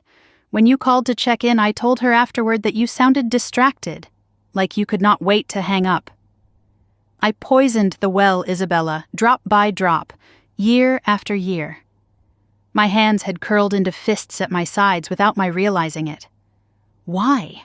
Why would you do that?" "Because I was terrified of you." "Terrified? Of me?" "You left, Isabella. You escaped. You chased something bigger than this house, this family, this suffocating expectation of what a right woman should be. And I stayed. I did everything right. And I was terrified that if you came back, if Mom saw who you were becoming, she would realize she bet on the wrong daughter." Vanessa moved to the window, her back to me, her voice hollow as she continued. "It got worse. The more successful you seemed even from a distance, the more I had to undermine you. When you were featured in that Denver Business Journal 3 years ago, I made sure Mom did not see it. Told her it was probably exaggerated, startup nonsense. When Sophie started sending you drawings, I tried to stop her. Told her you were too busy, that you probably threw them away. She sent them anyway," I said. "In secret." "I know." Vanessa's shoulders slumped. "She is braver than I ever was. The Christmas exclusions, every holiday you missed, every family event where you were not there, that was me. I convinced Mom you did not want to come, that your absence was your choice. She believed me because she wanted to believe it. Because it was easier to think you had abandoned us than to admit we had pushed you away. I gave her permission to stop trying, and she took it." The room felt smaller, the walls pressing in. 10 years of rejection, 10 years of wondering what I had done wrong. And the answer was standing right in front of me, wearing my sister's face. "Do you have any idea what that did to me? I thought my own mother did not want me." "I know. I am so sorry." "Sorry?" The word came out sharp. Bitter. "You are sorry?" "Isabella, I know sorry is not enough. I know nothing I say can undo this." "Then why tell me now? Because you are rich? Because you want something?" She flinched like I had slapped her. "No, I am telling you because I cannot live with it anymore. Convenient timing. I know how it looks. But seeing you on that screen, seeing what you built while I was destroying things, something broke in me. Good. Something should be broken." Vanessa turned to face me, tears streaming freely down her cheeks. "You want to know why? Really why? Because I was jealous. Pathologically, obsessively jealous. You were always the smart one, the one Dad looked at like you hung the moon. Mom chose me because I was manageable, compliant, I fit the mold. But Dad chose you. He saw something in you that he never saw in me, and I hated you for it. I spent my whole life competing with you, Isabella. You did not even know there was a race. I got married young because that is what good daughters do. I had kids because that is the next box to check. I stayed close to Mom because someone had to, and every achievement I collected felt hollow because none of it was what I actually wanted. I wanted to be you. I wanted to be brave enough to leave. Do you know what it is like to be the favorite? It is a cage. A golden cage, but still a cage. Every choice I made for Mom's approval. And now I am 31 with a husband who talks about my sister's money like it is an opportunity, and 2 kids I love but barely know because I am always performing. You escaped, I stayed, and I made you pay for my cowardice. Something shifted inside me. Not forgiveness. Not yet. Maybe not ever. But something adjacent to understanding. A recognition that my sister's cruelty came from her own wounds, even if those wounds did not excuse what she had done. You could have left too, Vanessa. At any point. I know, that is the worst part. I chose this prison. And I blamed you for being free. She wiped her face and moved toward the bookshelf. There is something else. Something I found last year. I have been too afraid to do anything with it. What? She reached behind a row of books and pulled out an envelope. Yellowed with age. Our father's handwriting on the front. For Vanessa. When you are ready. I found it last year when I was looking for some old tax documents for Mom, hidden behind his books. I read it, and I have not been able to look at myself since. She handed me the envelope with shaking hands. I pulled out the letter inside. A single page in my father's familiar script. My dearest Vanessa, she began reading aloud before I could. If you are reading this, I am probably gone. And I am sorry I could not say this in person. I know you think I favor Isabella. I know you feel unseen. But I see you, sweetheart. I have always seen you. The difference is that Isabella needs my voice because the world will try to silence hers. You have your mother's support, for better or worse, and I wanted to balance the scales. But I need you to hear this. Do not compete with your sister. Protect her. She is going to face battles you cannot imagine, and she will need family who believes in her. Be her ally, not her rival. The world has enough people tearing women down. Do not let this family be one of them. I love you both. Differently, but equally. Choose love over fear. Choose your sister. All my heart. Dad. Vanessa set the letter on the desk. Her hands would not stop shaking. He knew. Somehow he knew what I would become, and he tried to stop it before it started. I failed him, Isabella. I failed you. I failed everyone. I picked up the letter and read it again myself, touching my father's handwriting. The same familiar loops and lines from the letter he had written to me. He wrote to me too, I said quietly, before he died. Told me to keep going, to not let anyone dim my light. He believed in both of us, just differently. He saw us more clearly than we saw each other. For a moment we stood there in our father's office, 2 sisters holding letters from a dead man who had loved us both and tried to save us from ourselves. A sound at the door made us both freeze. We turned. Margaret stood in the doorway, her face pale, her eyes moving from Vanessa's tear-streaked cheeks to the letter in my hands to the open space behind the books where it had been hidden. What are you 2 doing in here? What is that?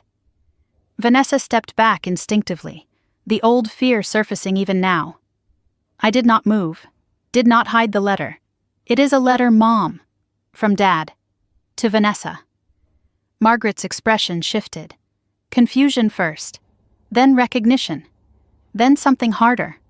Where did you find that? It was hidden, like a lot of things in this family. The 3 of us stood there in Henry's office. The father who had tried to save us from ourselves now gone, his words between us like a bridge or a bomb. Mom, I need to tell you something. Vanessa's voice was barely audible. About what I did, about Isabella, about all of it. Margaret looked at her younger daughter, then at her elder. What did you do, Vanessa? I think you should sit down. The confession I thought was just for me was about to become a reckoning for all of us. And my mother, the woman who had spent a decade believing I did not want her, was about to learn that her favorite daughter had been the one keeping us apart. Henry's office was about to become a courtroom, and none of us were innocent. The office felt smaller with 3 people in it. Margaret stood in the doorway, her eyes darting between her daughters. The letter in my hand. The tears on Vanessa's face. The tension thick enough to choke on. She looked smaller than I remembered. Not the commanding presence who had controlled our family narrative for decades. Just a woman confronting something she could not spin or manage or make disappear. "What is going on here?" she demanded. "What letter? What did your father write?" I held her gaze without flinching. For decades she had decided who mattered in this family, who got invited where, who was talked about and how. But now, standing in her dead husband's office surrounded by truths she could not escape, she had no power left. "Sit down, Mom. I do not need to sit. Yes, you do." Something in my voice stopped her, a firmness that had not been there before. She sat in Henry's old chair, her hands gripping the armrests like she was bracing for impact. "Vanessa has something to tell you. And then we are all going to have a conversation that is about 10 years overdue." Vanessa stood by the window, unable to look at our mother. Her voice came out small and broken. "Mom, I did something terrible, for years." She told it all again. The intercepted calls, the twisted messages, the lies that had kept me away from every holiday, every birthday, every family gathering for a decade. Each word landing like a stone dropped into still water, ripples spreading outward, changing everything they touched. Margaret's face cycled through emotions as she listened. Disbelief first. That is not true. Vanessa, that cannot be true. Then confusion. "But you told me Isabella did not want to come. You said she was pulling away." Then the slow, horrible dawn of understanding. The realization that her younger daughter had been manipulating her for years. "You lied to me? About your own sister?" Vanessa flinched but did not retreat. "I was trying to protect you, Mom.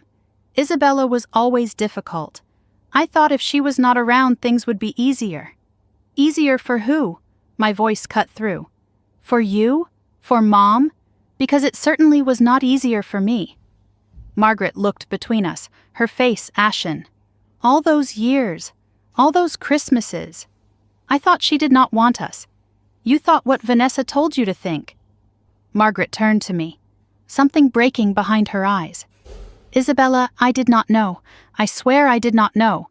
Did you not?" I kept my voice level even though my heart was pounding. "Or did you just not want to know? What does that mean?" "It means Vanessa told you lies, but you believed them because they were convenient, because it was easier to have one perfect daughter than to deal with the one who did not fit your plan." She started crying then, soft, uncertain sobs that shook her shoulders. "I did not mean to hurt you, Isabella. I was just trying to keep the peace. You were not keeping the peace, Mom. You were keeping me out. There is a difference." The tears flowed harder. I watched her crumble in my father's chair and felt something complicated twist in my chest. Part of me wanted to comfort her. The old part, the part that had spent 35 years seeking her approval. But a stronger part held firm. "Your tears do not change what happened. They do not erase 10 years of being treated like I did not exist. I did not know it was that bad. I swear I did not know." "How could you not know?" "I told you. In the beginning, I tried to tell you everything. About my research, about what I was building, about why it mattered. You stopped calling. You pulled away. I stopped calling because every conversation made me feel worse. I pulled away because staying close was killing me. Did you ever wonder why I stopped trying, Mom? Or did you just feel relieved?" The question landed hard. She had no answer, just more tears. Just the sound of a woman confronting a truth she had spent a decade avoiding. "There is more." I held up Henry's letter. Dad wrote this to Vanessa before he died. She found it hidden in his books. Margaret's hand reached out, trembling. Henry wrote to her? He wrote to both of us. He knew Mom. Somehow he knew what was coming. She took the letter and unfolded it with shaking fingers. The room went silent as she read. Her lips moved slightly, forming the words her husband had written 8 years ago. Do not compete with your sister. Protect her. Choose love over fear. When she finished, she did not look up, just stared at the paper like it might dissolve if she blinked. He knew. Her voice was barely a whisper. He knew I was failing both of you. There is a line there, she continued, her voice cracking. She is going to face battles you cannot imagine, and she will need family who believes in her. She finally looked at me. You faced those battles alone. Because I was not there. No, you were not. Isabella, I am so sorry. I know you are. But sorry does not give me back 10 years of feeling like I did not exist. Margaret set the letter down and wiped her eyes. When she spoke again, her voice was different, quieter, more broken. You want to know why I was so hard on you? Why I pushed you toward the bank, toward stability, toward safety? Yes, I have wanted to know for 10 years. Because I was terrified you would end up like me. I felt something shift. She had never talked like this before. When I was 23, I had dreams too. I wanted to be an architect. I had designs, portfolios, applications to graduate programs. I never knew this. Your grandmother told me it was impractical. Your grandfather said women do not build buildings, they build homes, so I gave it up. Married your father, had you girls. I do not regret the family, but I regret the surrender. The way I let their voices become my voice. She looked at me with wet eyes. When you quit the bank, when you chased this dream, I saw myself at 23, and I was terrified you would fail like I did. You did not fail, Mom. You quit. She flinched. Yes, I quit. And I have spent 40 years justifying it by believing the safe path was the right path. So you tried to force me onto it. I thought I was protecting you. You were not protecting me. You were protecting yourself from watching me succeed where you surrendered. The words landed hard. She did not argue, did not deflect. You are right. Her voice was hollow. I could not bear to watch you have the courage I lacked. So I told myself you were being reckless, irresponsible, foolish. And when Vanessa confirmed that story, I believed it, because I needed to. You needed me to fail. Long silence. I think part of me did, and I hate myself for it. I moved to stand in front of my mother, not towering over her but not backing down either. Do you know what it is like to spend a decade wondering why your own mother does not love you? I do love you, Isabella. Love is not just a feeling, Mom. It is a choice. It is showing up. It is asking questions. It is making space for someone even when they do not fit your expectations. You did not choose me. You chose the idea of me. The version that would have stayed at the bank, married someone safe, had 2 kids by 30. When I became something else, you chose to look away. I am not angry anymore. I was for years. But anger takes energy, and I needed all of mine to build something that mattered. What I feel now is grief. For the relationship we could have had. For the mother I needed but did not get.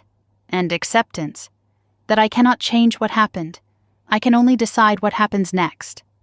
Margaret looked up at me. What happens next? Can we fix this? I do not know. Maybe, but not today. What do you need from me? Right now? I considered the question. I need you to understand something. A small sound from the doorway made us all turn. Sophie stood there, eyes wide, holding a piece of paper. One of her drawings. She had been listening. How much had she heard? Grandma? Why are you crying? Aunt Bella? What is happening? I knelt down and opened my arms. Sophie ran to me, her drawing clutched against her chest. It is okay, sweetheart. The adults are just talking about some hard things. Are you still mad at Mommy and Grandma? I looked at Vanessa, then at Margaret, both broken open, both waiting to see what I would say. I am not mad. I am just figuring things out. Sophie held up her paper. I made this, for all of us. It was a crayon drawing, 4 figures holding hands under a rainbow. Grandma, Mommy, Aunt Bella, and me. See? We are all together, because that is how families should be. The simplicity of it, the hope, the impossible, beautiful innocence of a child who still believed in happy endings. I stood up, still holding Sophie's hand, and faced my mother. I do not need your approval anymore, Mom. I stopped needing it the day I realized I could build a life without it. But Sophie is 8 years old. She still needs a grandmother who shows up, a family that does not hide, does not lie, does not erase people who do not fit the mold. I am not asking you to fix what is broken between us. I am asking you not to break her. Margaret stared at the drawing in Sophie's hand, at the 4 figures holding hands beneath the rainbow. I will not, she said quietly. I promise you, Isabella, I will not. Promises from my mother had never meant much before. But Sophie was watching, and maybe that would be enough to make this one stick. The reckoning was not over. But for the first time in 10 years, we were standing in the same room looking at the truth. What we did with it next would determine everything. 3 months passed. March arrived in Denver with melting snow and pale sunshine, the first hints of spring pushing through the gray winter. I stood at the window of my new apartment, a penthouse overlooking the city I had built my empire in, and watched the world slowly come back to life. Everything looked different from up here. The streets where I used to walk feeling invisible now stretched out below me like a map of possibility. The skyline I had stared at through so many lonely nights now felt like something I had earned the right to claim. 3 months since Phoenix. 3 months since the reckoning in my father's office. The news cycle had moved on, found new billionaires to celebrate, new scandals to dissect, new stories to tell. But inside my family, everything was still shifting, still settling into new shapes. People ask me if the money changed my life. It did, but not in the ways they expect. The penthouse was nice, the freedom was nicer, but the real change was quieter, slower, harder to measure. For the first time in a decade, my phone rang with family names, and I did not dread answering. We were not healed, but we were trying. And trying, I learned, was its own kind of beginning. 2 weeks after I returned to Denver, a letter arrived. Not an email, not a text, a handwritten letter on cream-colored stationery. My mother's penmanship, careful and deliberate. The handwriting of a woman who grew up when letters still mattered. I opened it standing in my kitchen, not sure what to expect. Dear Isabella, the letter began.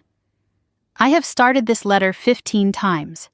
Each time I try to explain myself, and each time I realize explanations are not what you need. So instead I will just say this. I am sorry. Not sorry with conditions. Not sorry with but. Just sorry.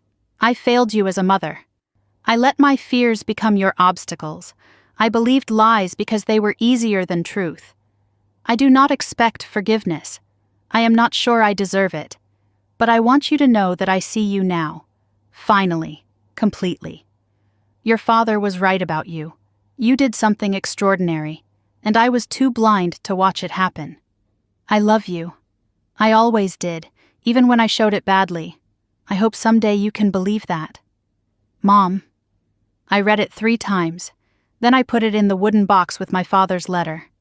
I did not write back, not yet, but I did not throw it away either. It was the first honest thing my mother had said to me in years. I was not ready to trust it, but I was ready to hold it. Vanessa started calling every Thursday evening. Not long calls. 15 minutes, sometimes 20. No agenda, no manipulation, just talking. How was work? Sophie learned a new piano song. I tried that recipe you mentioned. The conversations were awkward and stilted. 2 strangers learning a language they should have known. We were not sisters yet, but we were practicing. 6 weeks after Phoenix, Vanessa called with different news. Her voice sounded lighter somehow. Freer. Derek moved out, she said. I paused, unsure how to respond. I am sorry. Are you okay? Honestly, I am relieved. She told me what had happened. He was furious about everything. The confession. The way things went in Phoenix. The fact that I did not leverage your success. Leverage, his word. He kept saying we should leverage the family connection, that I was wasting an opportunity. An opportunity? He saw you as a resource, Isabella, an asset to be managed.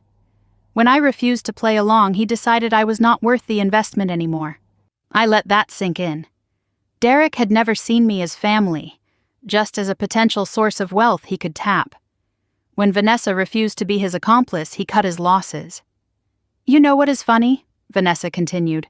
I married him because Mom approved, because he was stable and successful, everything a right woman should want. And now? Now I realize I spent 10 years in a marriage that was about optics, not love. I was so busy being the perfect daughter I forgot to ask if I was happy. Are you? Happy now, I mean? Long pause. I am getting there. For the first time, I am making choices for myself. It is terrifying. And kind of wonderful. Isabella, can I ask you something? Sure. How did you do it? Walk away from everything safe, everything expected, and just bet on yourself? I did not have a choice. Staying would have killed me slower than failing ever could. I think I understand that now. Then you are already braver than you think, Vanessa. Silence. Then quietly, thank you. For not hating me. I never hated you. I just did not know you. Maybe now I can. Every Sunday at 4 p.m. Denver time, my phone lit up with Sophie's face. The calls became the anchor of my week, something to look forward to, a reminder that all the fighting and healing and rebuilding was worth it. Sophie showed me her piano progress, her small fingers stumbling through scales and simple songs. She introduced her hamster Snowball to the camera, holding him up so I could see his twitching nose. She read me passages from books she was devouring, her voice rising with excitement at every plot twist. Aunt Bella, did you know octopuses have 3 hearts? 3! Why do we not have 3 hearts? I think 1 is complicated enough, sweetheart. She mailed new artwork every week now, no longer in secret. A drawing of me at a podium, you giving a speech to smart people, the caption read. A drawing of us baking. When you come visit, we can make chocolate chip cookies. A drawing of the night sky with 2 stars circled. This one is Grandpa Henry watching us, and this one is me sending you love. In February, I held a press conference. The cameras and reporters gathered in a conference room at Nexicare's Denver headquarters. Marcus stood beside me as I stepped to the podium. Today, I am announcing the Henry Wright Scholarship Fund for women pursuing careers in STEM. My father believed in me when no one else did. He told me I would do something extraordinary. This fund exists so other women, daughters, sisters, outsiders, can hear that same message. Because sometimes one person believing in you is enough to change everything. After the announcement, Marcus handed me a folder. The board wanted you to see this. The new research wing is almost finished. Inside were architectural renderings of a building within Nexicare's campus. The sign above the entrance read, Henry Wright Innovation Lab. They named it after him. You named it after him, Isabella. This was your request. I touched the image. My father's name in bronze letters on a building dedicated to the work he believed I would do. He should have been here to see it. He is. Every time you walk through those doors, he is there. Dr. Ellen Graves called in early March.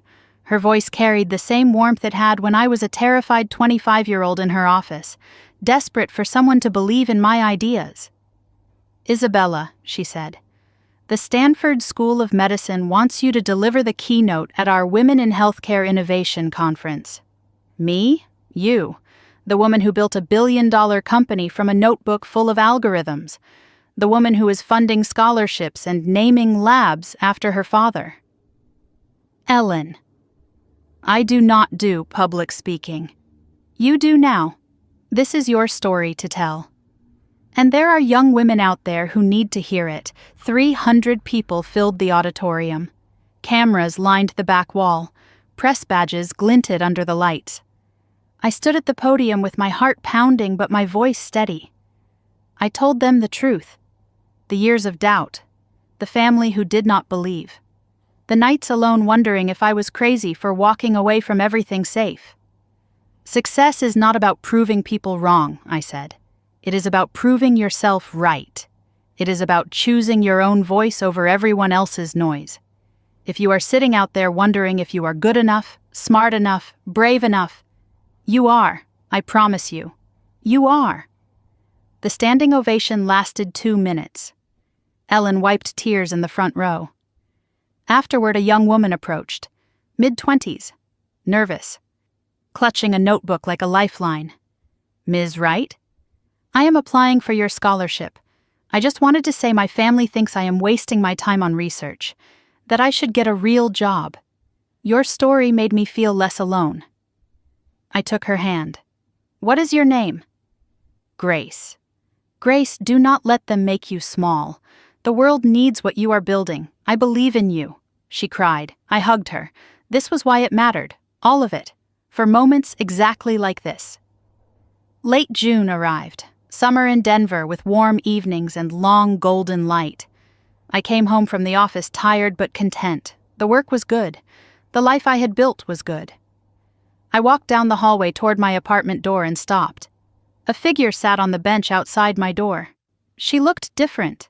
Older, smaller, uncertain. No perfect outfit, no rehearsed smile.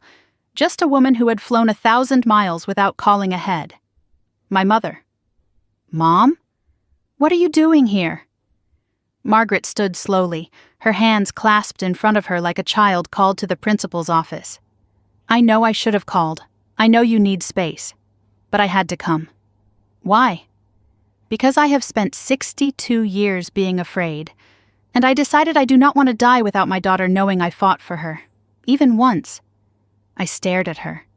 This woman who had caused so much pain, who had missed so much time, and yet here she was, uninvited, unannounced, terrified but present. It was not forgiveness, not yet, maybe not ever, but it was something, a mother choosing to show up, finally. I opened the door. Come in, Mom, I will make some tea. She stepped inside, and for the first time in 10 years, she was welcome. My mother stayed 3 days. We did not fix everything. We did not try to. The first day we mostly sat in silence. 2 women learning to breathe in the same room without the weight of expectation crushing us. The second day she asked to see my office. She walked through the halls of MedInsight, read the plaques on the walls, touched the surfaces her daughter had built. I had no idea, she whispered.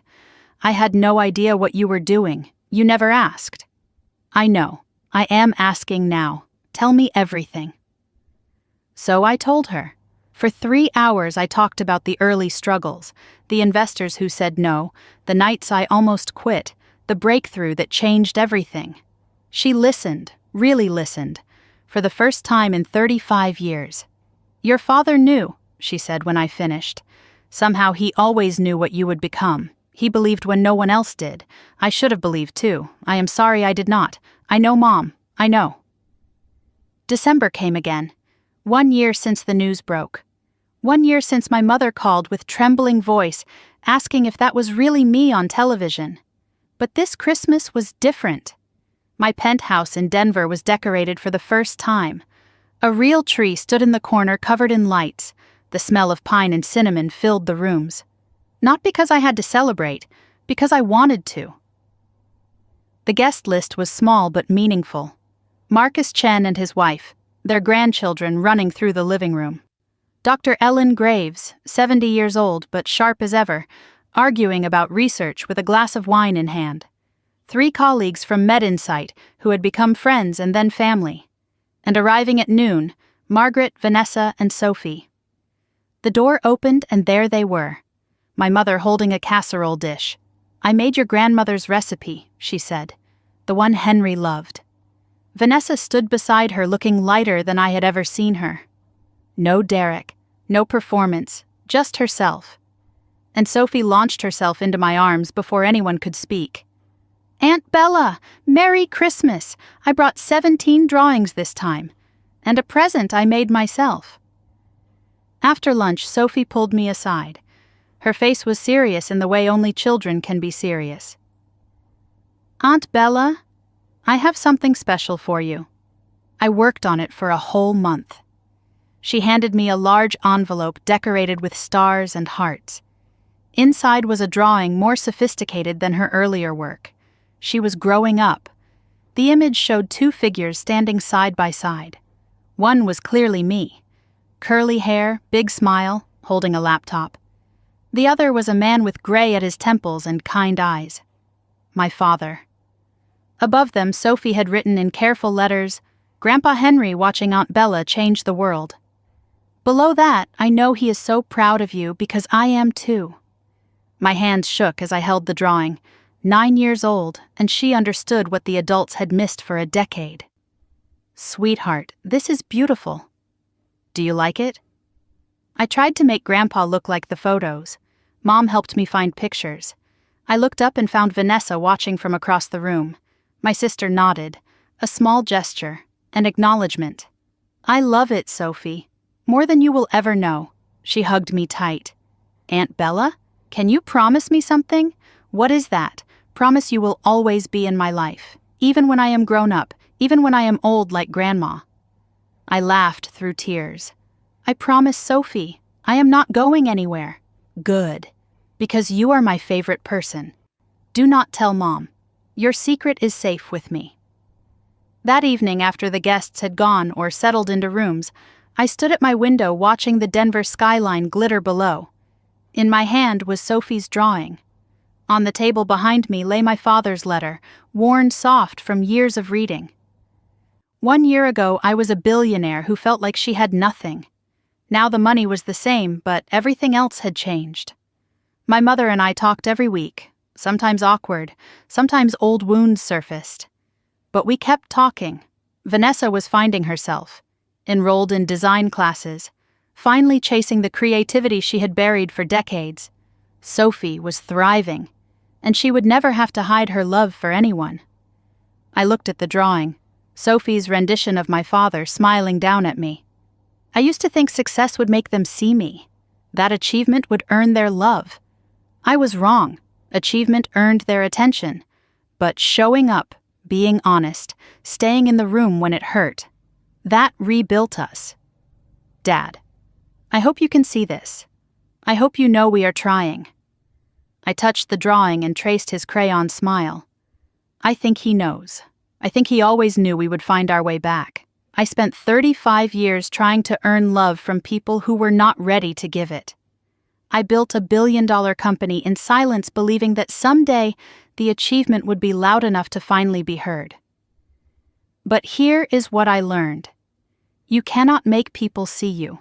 You can only keep becoming yourself until the right people notice.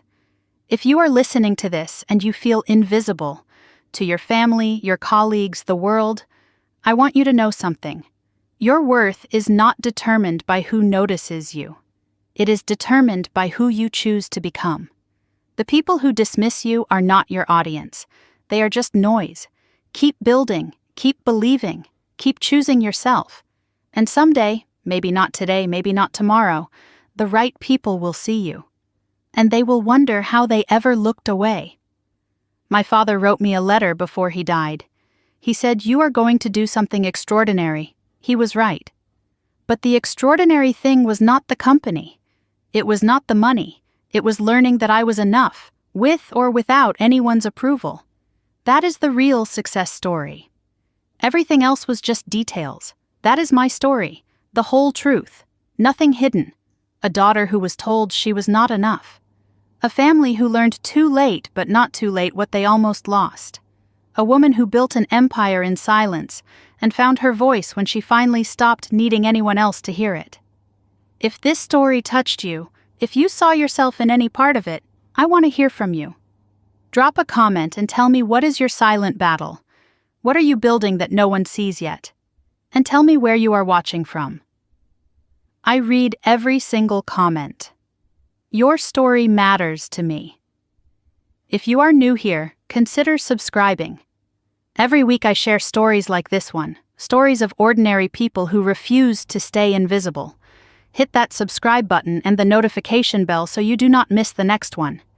And if you know someone who needs to hear this, a daughter who feels unseen, a mother who needs to listen, anyone fighting a quiet battle, share this story with them. Sometimes one story is all it takes to remind someone they are not alone. Thank you for staying until the end. Thank you for witnessing my journey. Now go build yours. The world is waiting to see who you become. I believe in you, even if no one else does yet. Until next time. This story is fictionalized for dramatic effect.